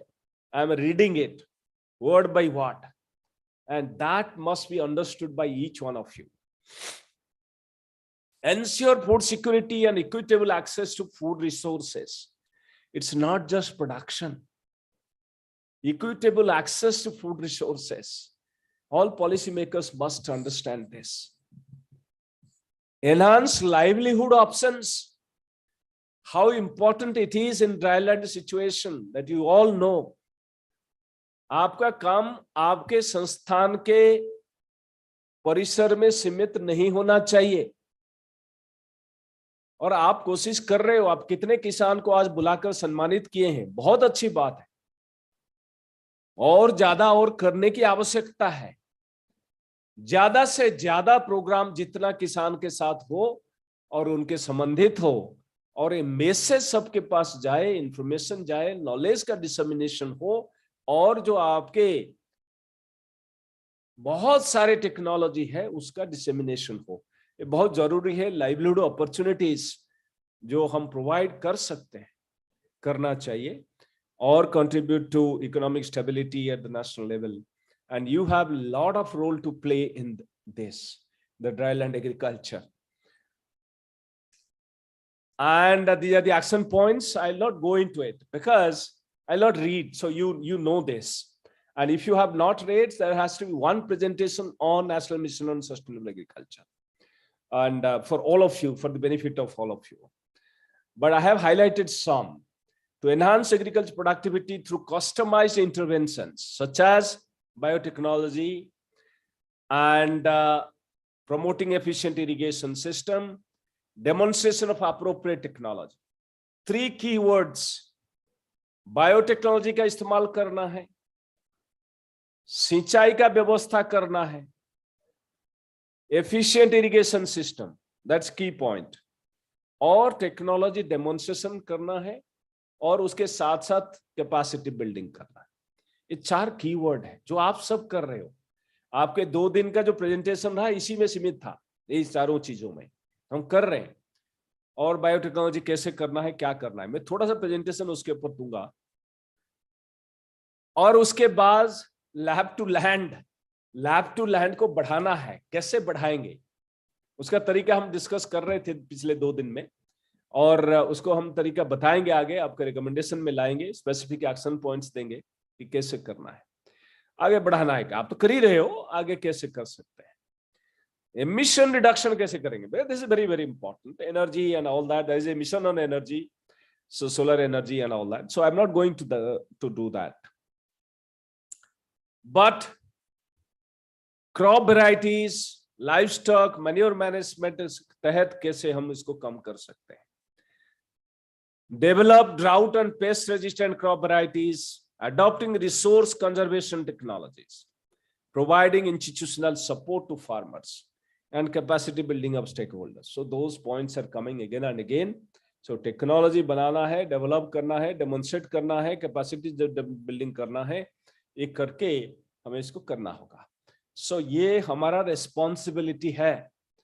So मेरा गांव मेरा गौरव के तहत आप लोग जा रहे होंगे गांव, and that's what we emphasized, that how we can, and वही गांव को 5 साल से आप पकड़ के मत रखिए, आप चेंज करिए गांव and see that you are doing, and how you can really do genetic improvement using biotechnology and otherwise. And एक झलक में दिखाऊंगा very briefly, but quickly I'll go through because you may not be familiar with those. And germplasm का इस्तेमाल करना है, आप लोग भी evaluate करते हो, but we have a specific institutions to do this. तो मेरे ख्याल में आपका ये होना चाहिए उद्देश्य, जितने कमोडिटी बेस्ड इंस्टीट्यूशंस हैं जो काम वो कर रहे हैं इवैल्यूएशन का, और ये 2-3 एग्जांपल है इवैल्यूएशन का, वो डेटा को आप यहां, अगर वो डेटाबेस बनाए हैं अच्छी बात है, वो डेटा को लाके उससे जो सब्सटेंस मिलता है, जो आइडेंटिफाइड होते हैं, उनको लाइए और आप उसको आपके नेटवर्क में टेस्ट करिए, निकरा के और otherwise, instead of revisiting and using your own material. I think these identified material would be far more useful for you rather than you reinventing the wheel. And these, papers indicate that we can do so much. Thousands of germplasm, it's not the, hundreds. Thousands of germplasm limes are evaluated. And you can see all these papers which are highlighted here, and how they have identified, very good germplasm for, say, for instance, stem rot and leaf rust resistance in case of wheat. And similarly, other traits in case of the chickpea and the lens, and so on and so forth. So you can identify those. And so integrating your work and collaborating with other institutions and learning from them would be so useful.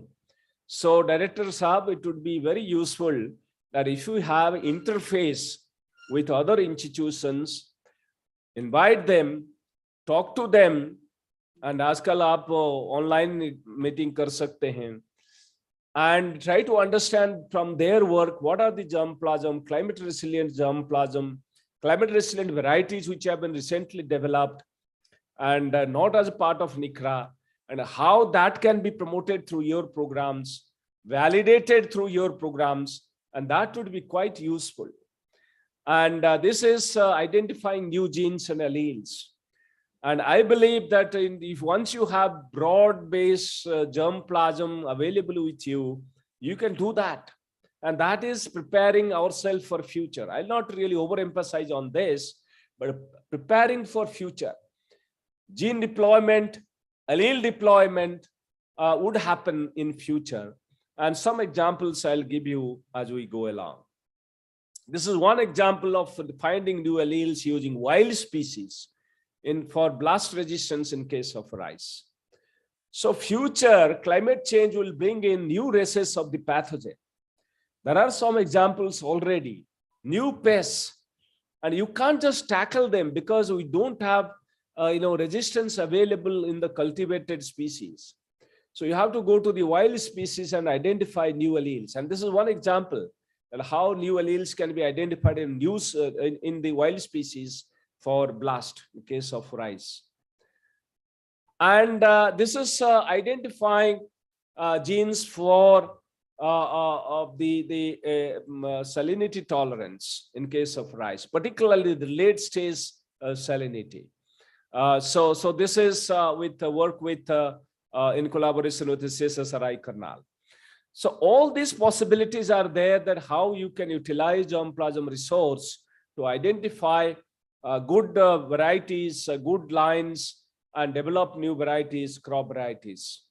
And heat tolerance, and this is what we see in case of rice and wheat, and and identify new genes and QTLs for heat tolerance. This is a beautiful example of utilizing our land races for identifying new genes.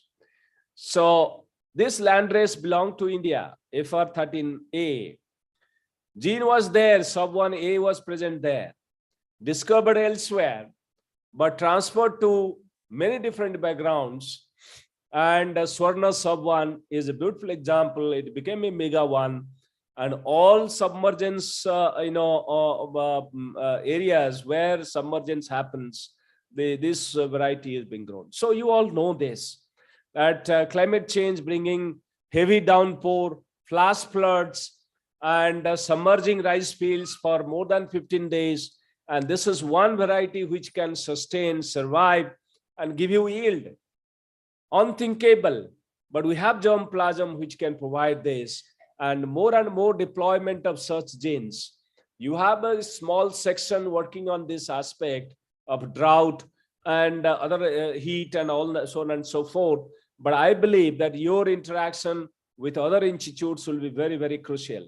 And that interaction is limited at this point in time. What I see Dr. VK saying, that you can actually enhance that, and a regular interaction would help you get the germplasm, get those lines and varieties for promotion through your programs and through your demonstrations.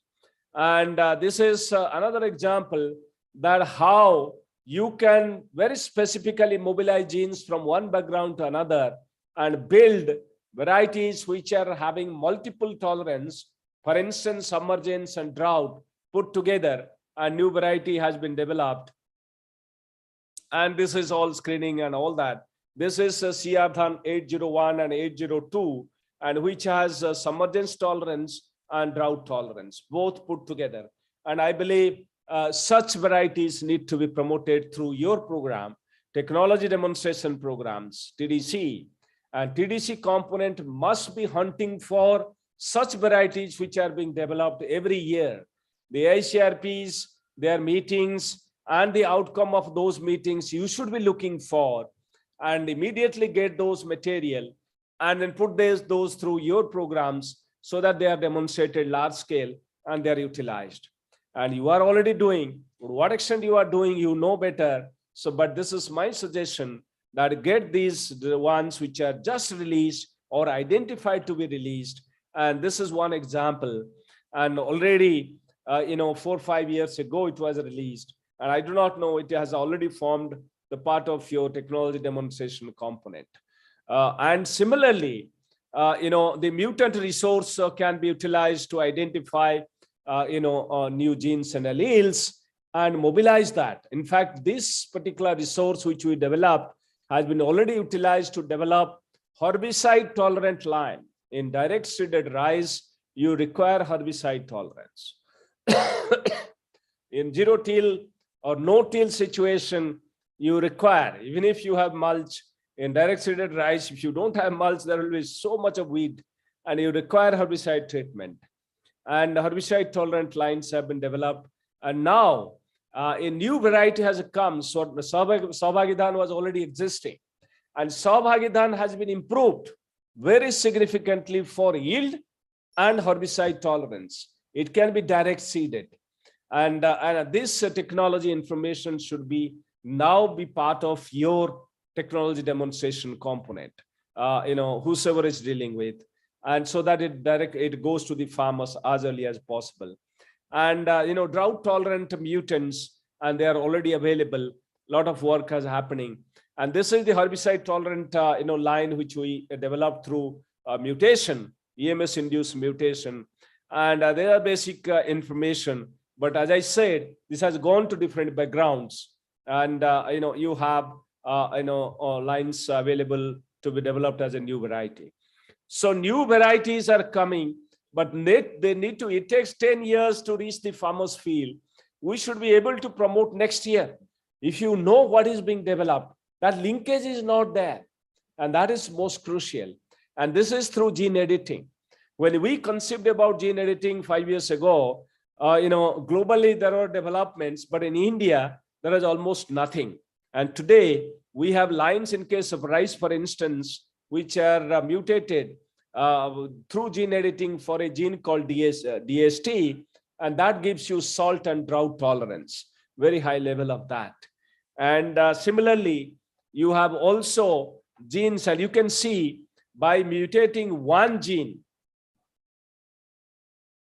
teosinte branched, by mutating one gene called teosinte branched, TB1, and you can see how much of a grain number can increase. And the pictures tell all that, and you can see this the figure C, the kind of number of panicles that can be there per hill. The upper one is the normal variety MQ1010, and the lower one is the mutant, where the panicle number increases so significantly, 3 times more. So that is the kind of change that you can bring by gene editing. And today we have all these lines available. In a year or two, we should have release of such varieties in India itself. And we are working on that. And during my tenure, we brought in this regulation.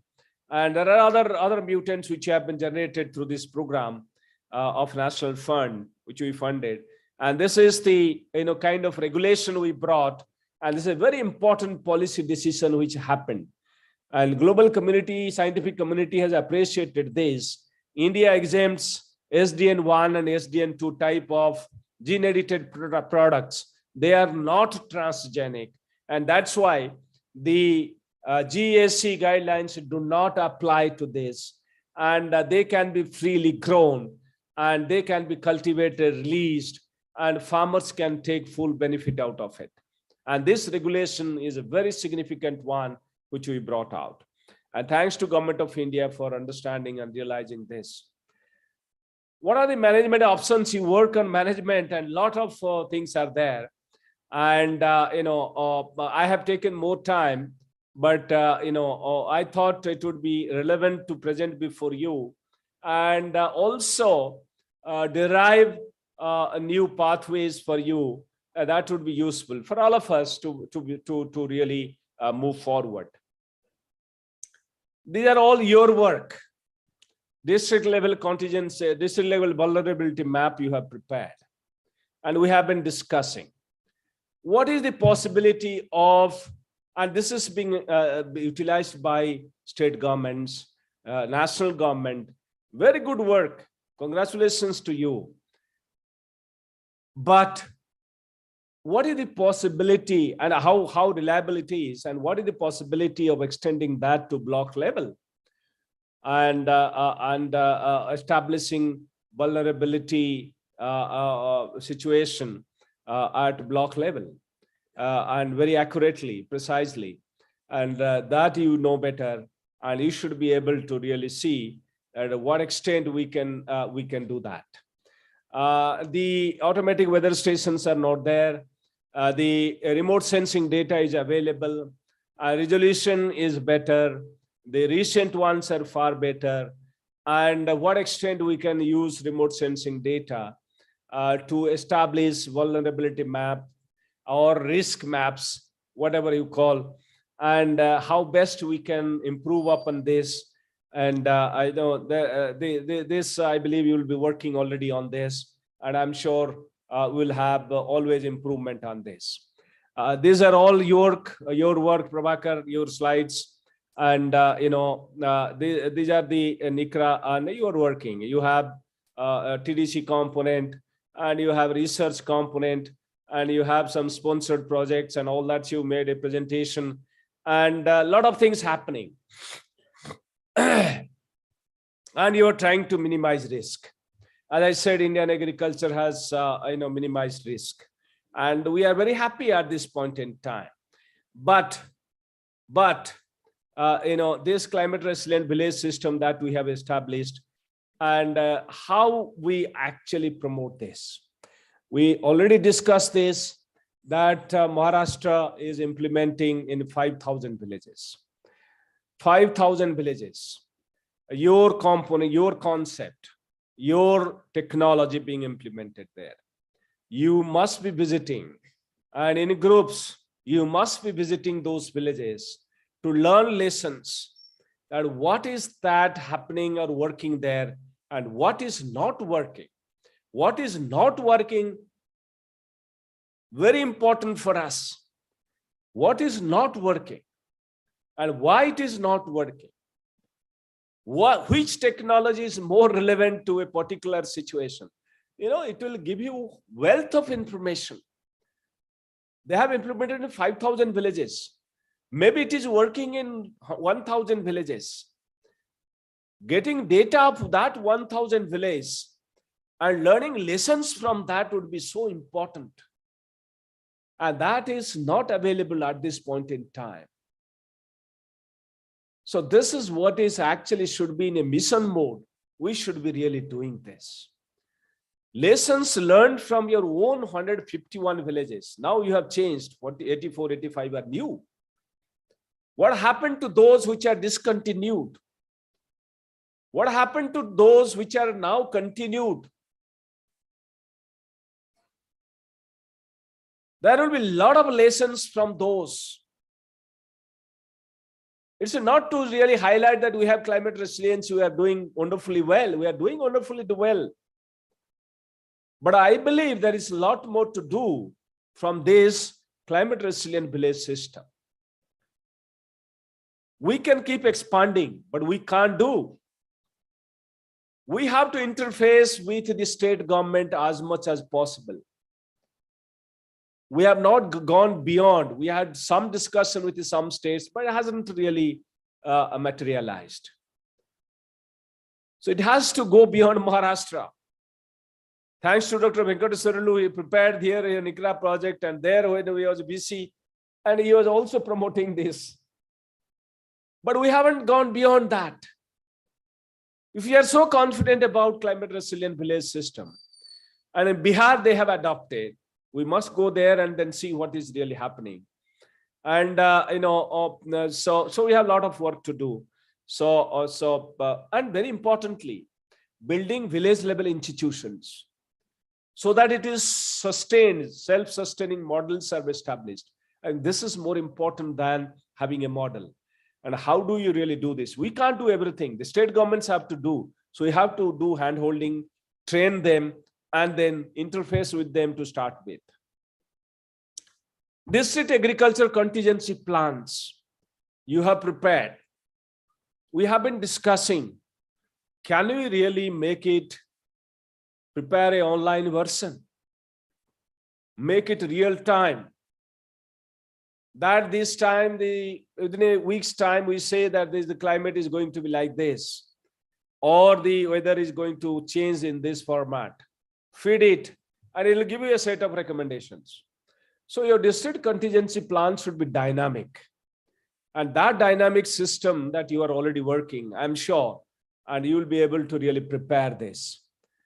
And you have all these youngsters, computer savvy experts are working on this.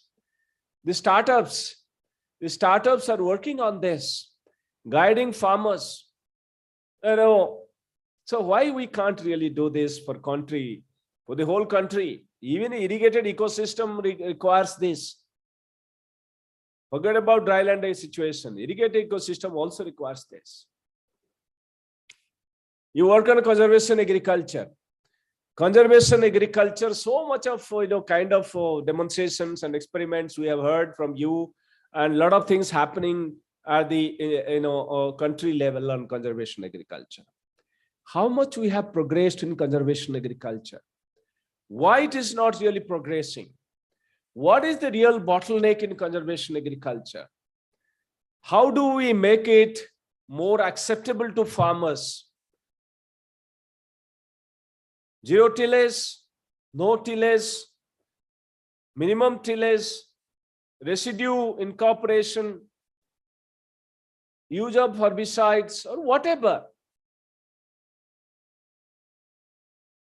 Dr. Venkateswarlu was talking that this is not really, earlier we thought it's not suitable for drylands, and today we have seen your own experiments that how conservation agriculture can work in dryland situation.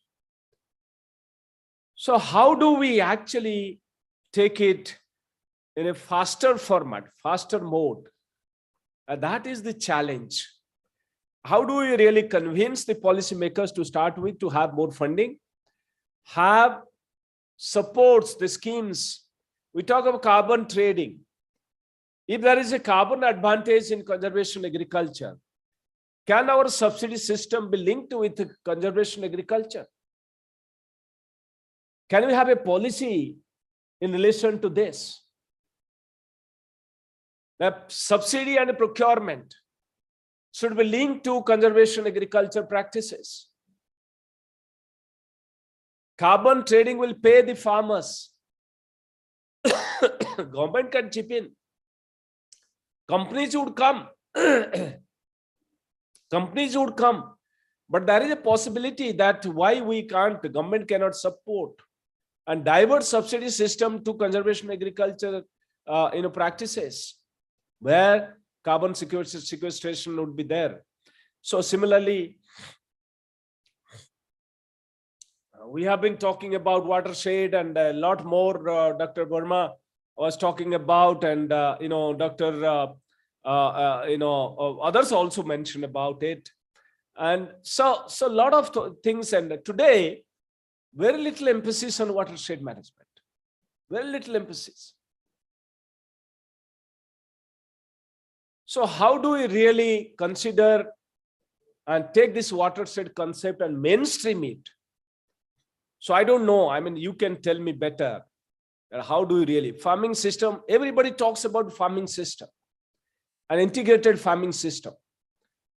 The Kerala and Tamil Nadu government took it up.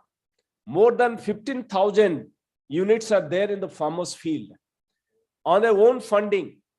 They have funded it during past 5-6 years. And this is the data I used to present before the government. इसको और कैसे हम किसान के पास ले पाए in a dry land situation? You talk of cropping system.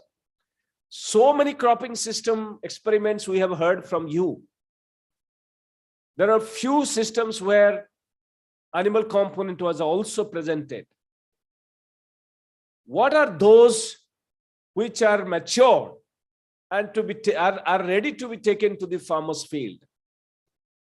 The mechanism we are suggesting that all that you do for 5 years, 10 years at the institute, take it to the AICRP on dryland agriculture, test it in multiple locations, validate them, and then transfer to the state governments for implementation. Some of them are fundable, bankable formats are already available. The bankable formats of NABARD should be coming forward to fund it. How many units are there funded by NABARD today? Only telling that farming system models are useful. They provide more of climate resilience, reduce the risk, give more profit, enhance nutrition outcomes. All these are theoretical if they are not really adopted large scale. And I believe for small and marginal land holding, the integrated systems are very, very useful. So need to be really promoted.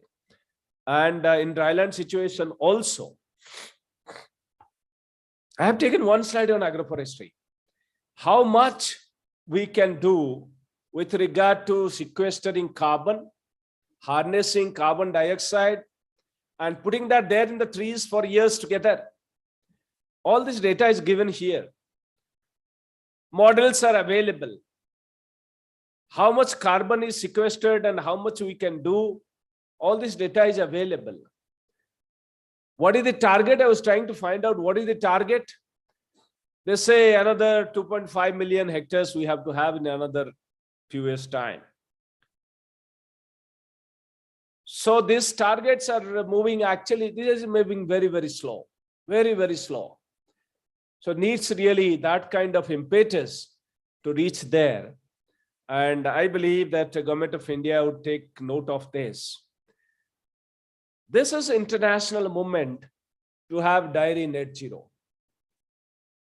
The emissions from rice field is well known. The methane emission, nitrous oxide emission, and methane emission from enteric sources. And this is known globally. And how do we really do this? So all these are written there, I'll not read. This is one of the objectives.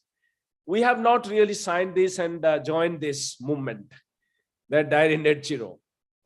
We have challenges in this country because organized dairy is not there and it's not really easy to monitor, and we can't really commit for dairy net zero. So India has not really joined. It's a voluntary one, so India has not joined. But there are ways and means to really do heat stress management, greenhouse gas emission reduction. There are ways to do this. And this is one which I have composed last night, that Harit Dhara is a technology of us, which I promoted, and I requested this reporter to focus on this Harit Dhara, and he wrote an article, maybe 2 years ago, on Harit Dhara, how feed supplement can reduce greenhouse gas emissions, methane emission from animals. Now, not only this reduces 15-20% of methane emission, but also it enhances milk yield, and that's very important in dairy cattle, for instance. And I know the cost benefit ratio is given, and it has been already commercialized. So there are companies which are now manufacturing and then selling this. And this is, you grow this plant in your agroforestry system here. and so imli, and that can be utilized to produce plenty of haridara and supply to the farmers. And a beautiful example that the yield benefits can be associated with the co-benefit of mitigating methane emission from animals. And if we can have a large-scale promotion of such feed supplements, I believe if we can reduce methane emission by 20%, that will be a huge one. And the targets can be met by 2030. Fertilizer. Mention was made during previous deliberations that fertilizer use is grossly imbalanced in this country. And you can see how much fertilizer India uses, 156 kg. And there are countries like Korea, Egypt, you see the fertilizer consumption there. How much of fertilizer they are using. So we are using so little. But why then we say that there is so much of emission from fertilizer? Because it's not utilized properly. Use efficiency is so low. And you can see the states which are using higher amount of fertilizer, and you can see the states which are using low amount of fertilizer.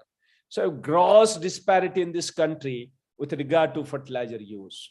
In dryland ecology, there is less of fertilizer use, but still there is also misuse and underuse of fertilizer, overuse of fertilizer.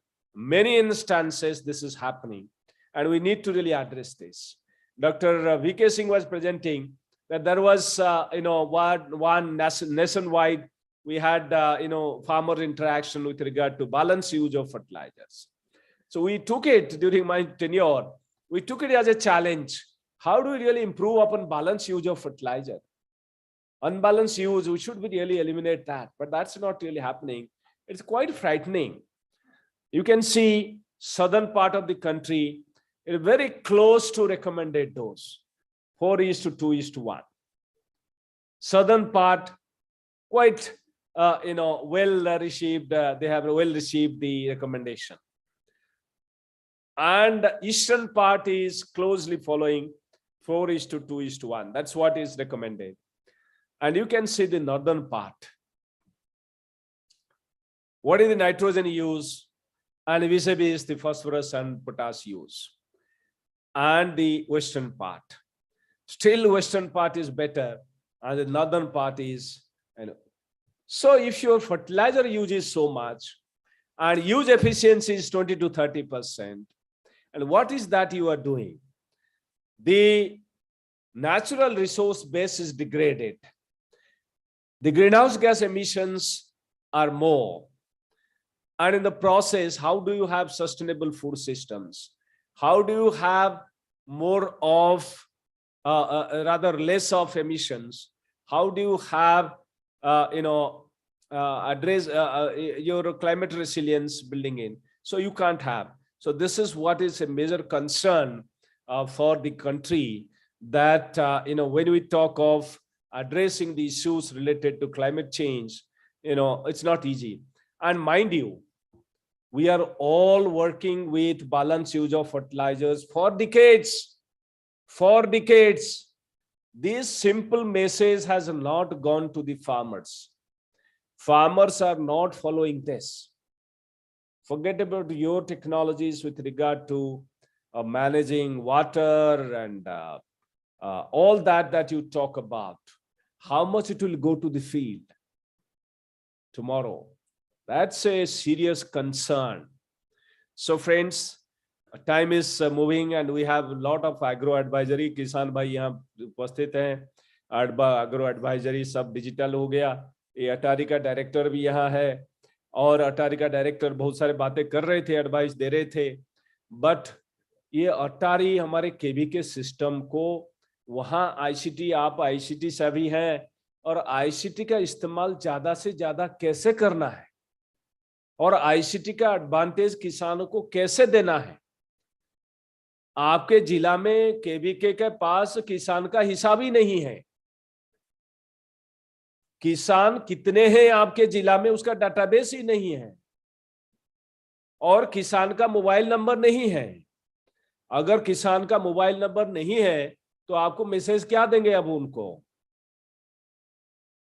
तो ये जो essential requirement है ICT का इस्तेमाल करने के लिए कि आप क्लाइमेट रेसिलिएंट टेक्नोलॉजी अडॉप्ट करेगा, या पोस्ट हार्वेस्ट ऑपरेशन बात हो रहा था कि वहां उस एरिया में रामकृष्ण साहब बता रहे थे कि उस एरिया में किसान को स्ट्रेंथन करना है और उसको मार्केट के साथ जोड़ना है, अगर इनकम बढ़ाना है तो कैसे होगा? ड्राईलैंड सिचुएशन में अगर किसान फल उगाता है, फल पेरिसेबल आइटम है, उसको बाजार के साथ नहीं जोड़ेंगे तो काम नहीं चलेगा।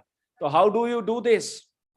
सो unless you have ICT applications, so ये बहुत जरूरी है। 2 बज चुका है और ये जो है आईसीटी, अब तो डिजिटल एग्रीकल्चर का जमाना है। आपके यहाँ ड्राईलैंड एग्रीकल्चर में डिजिटल प्लेटफॉर्म्स का यूज ना के बराबर है। रिसर्च में फॉरगेट अबाउट इन द किसान के फार्म की, वहां तो यूज नहीं हो रहा है। तो अभी बहुत सारे यंगस्टर्स एंटरप्रेन्योर्स आ गए हैं और इस्तेमाल करने लगे हैं।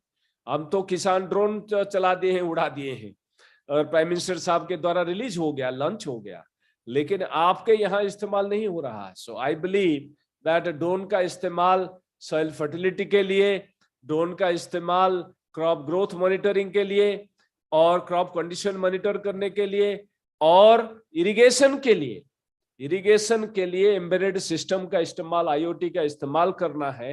तो I think we should be able to do this and use that more so in dry land. Doctor Verma बोल रहे थे अब तो सेमी इरिगेटेड सिचुएशन हो गया है और हो जाएगा आगे जाके। अगर पॉन्ड हर जगह बने जाएगा, अभी तो हरित अमृत सरोवर बन रहा है, 75 अमृत सरोवर हर एक जिला में, और नरेगा के स्कीम में और आपका अपने स्कीम में कितने पॉन्ड बन रहा है। और पॉन्ड को इस्तेमाल करेंगे और irrigation embedded system, IoT based irrigation करेंगे, सोलर सेंसर बेस्ड इरिगेशन करेंगे, तो आपका dryland would be all transformed. Imagine the situation in Israel, that how they have the arid zone, how they have transformed their agriculture, that very little water, that how can we really reach there? And use of technology, I believe there is a need to really use the digital technology in dryland farming, and you should start using. So what is the need of the hour? Dr. ये आपका director अटारी बता रहे थे that what is the need of the hour? We need a climate resilient digital agriculture. That is the need of the hour.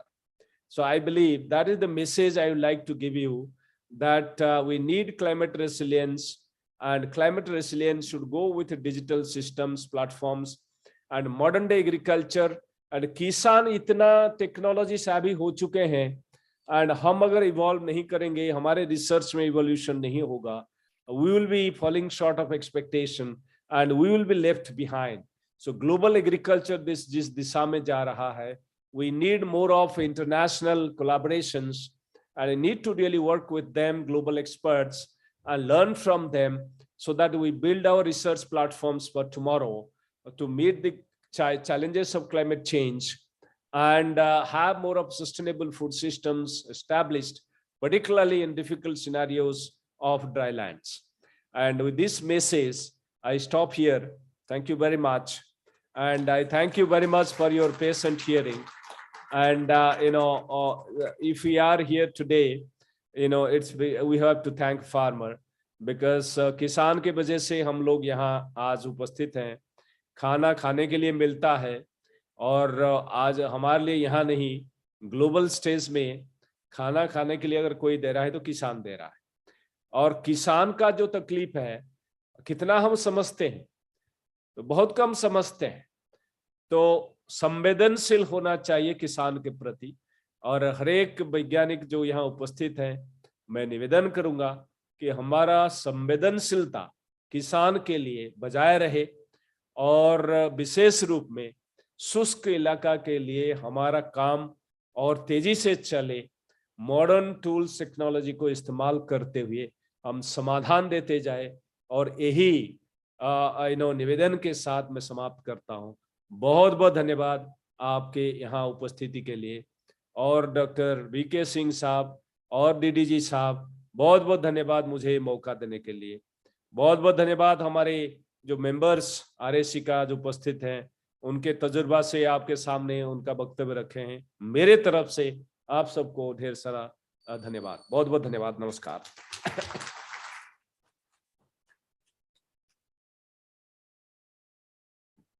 Thank you, sir. We wholeheartedly thank you for a wonderful and inspiring Foundation Day lecture. As you said, in the present global situation, the research priorities have undergone a sea change, and we need to be geared up to face the agriculture research challenges ahead. We need to be scientifically prepared to face the future agriculture challenges. Thank you once again for such a thought-provoking presentation. It's time to felicitate our guest today. I request our director, Dr. V.K. Singh sir, to felicitate our chief guest, Dr. Trilochan Mahapatra, with a shawl and a memento.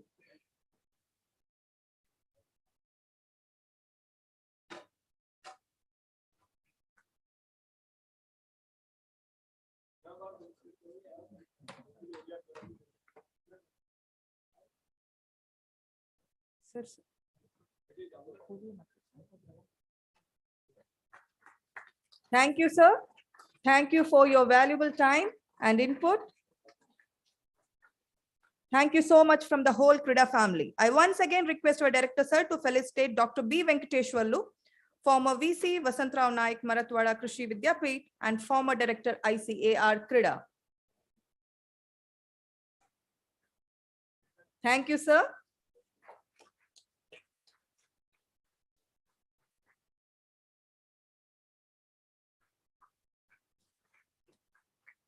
So please felicitate Dr. A.M. Sheikh, former VC.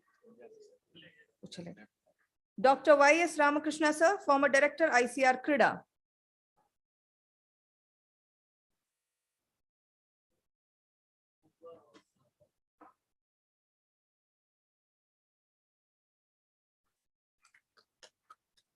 Thank you so much, sir. So I once again request to felicitate Dr. S.S. Tomar, former director, Research and Services, Jain Krishi Vidyalay, Jabalpur. Thank you so much, sir.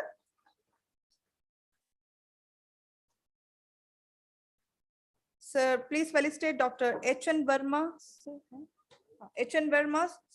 former director, IIWM Bhubaneswar. Thank you so much for your presence here, sir.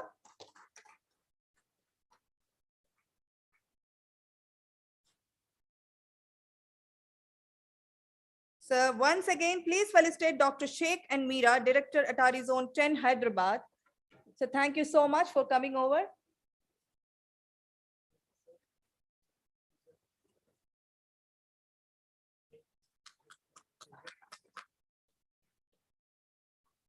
Thank you, Director, sir, for doing the honors.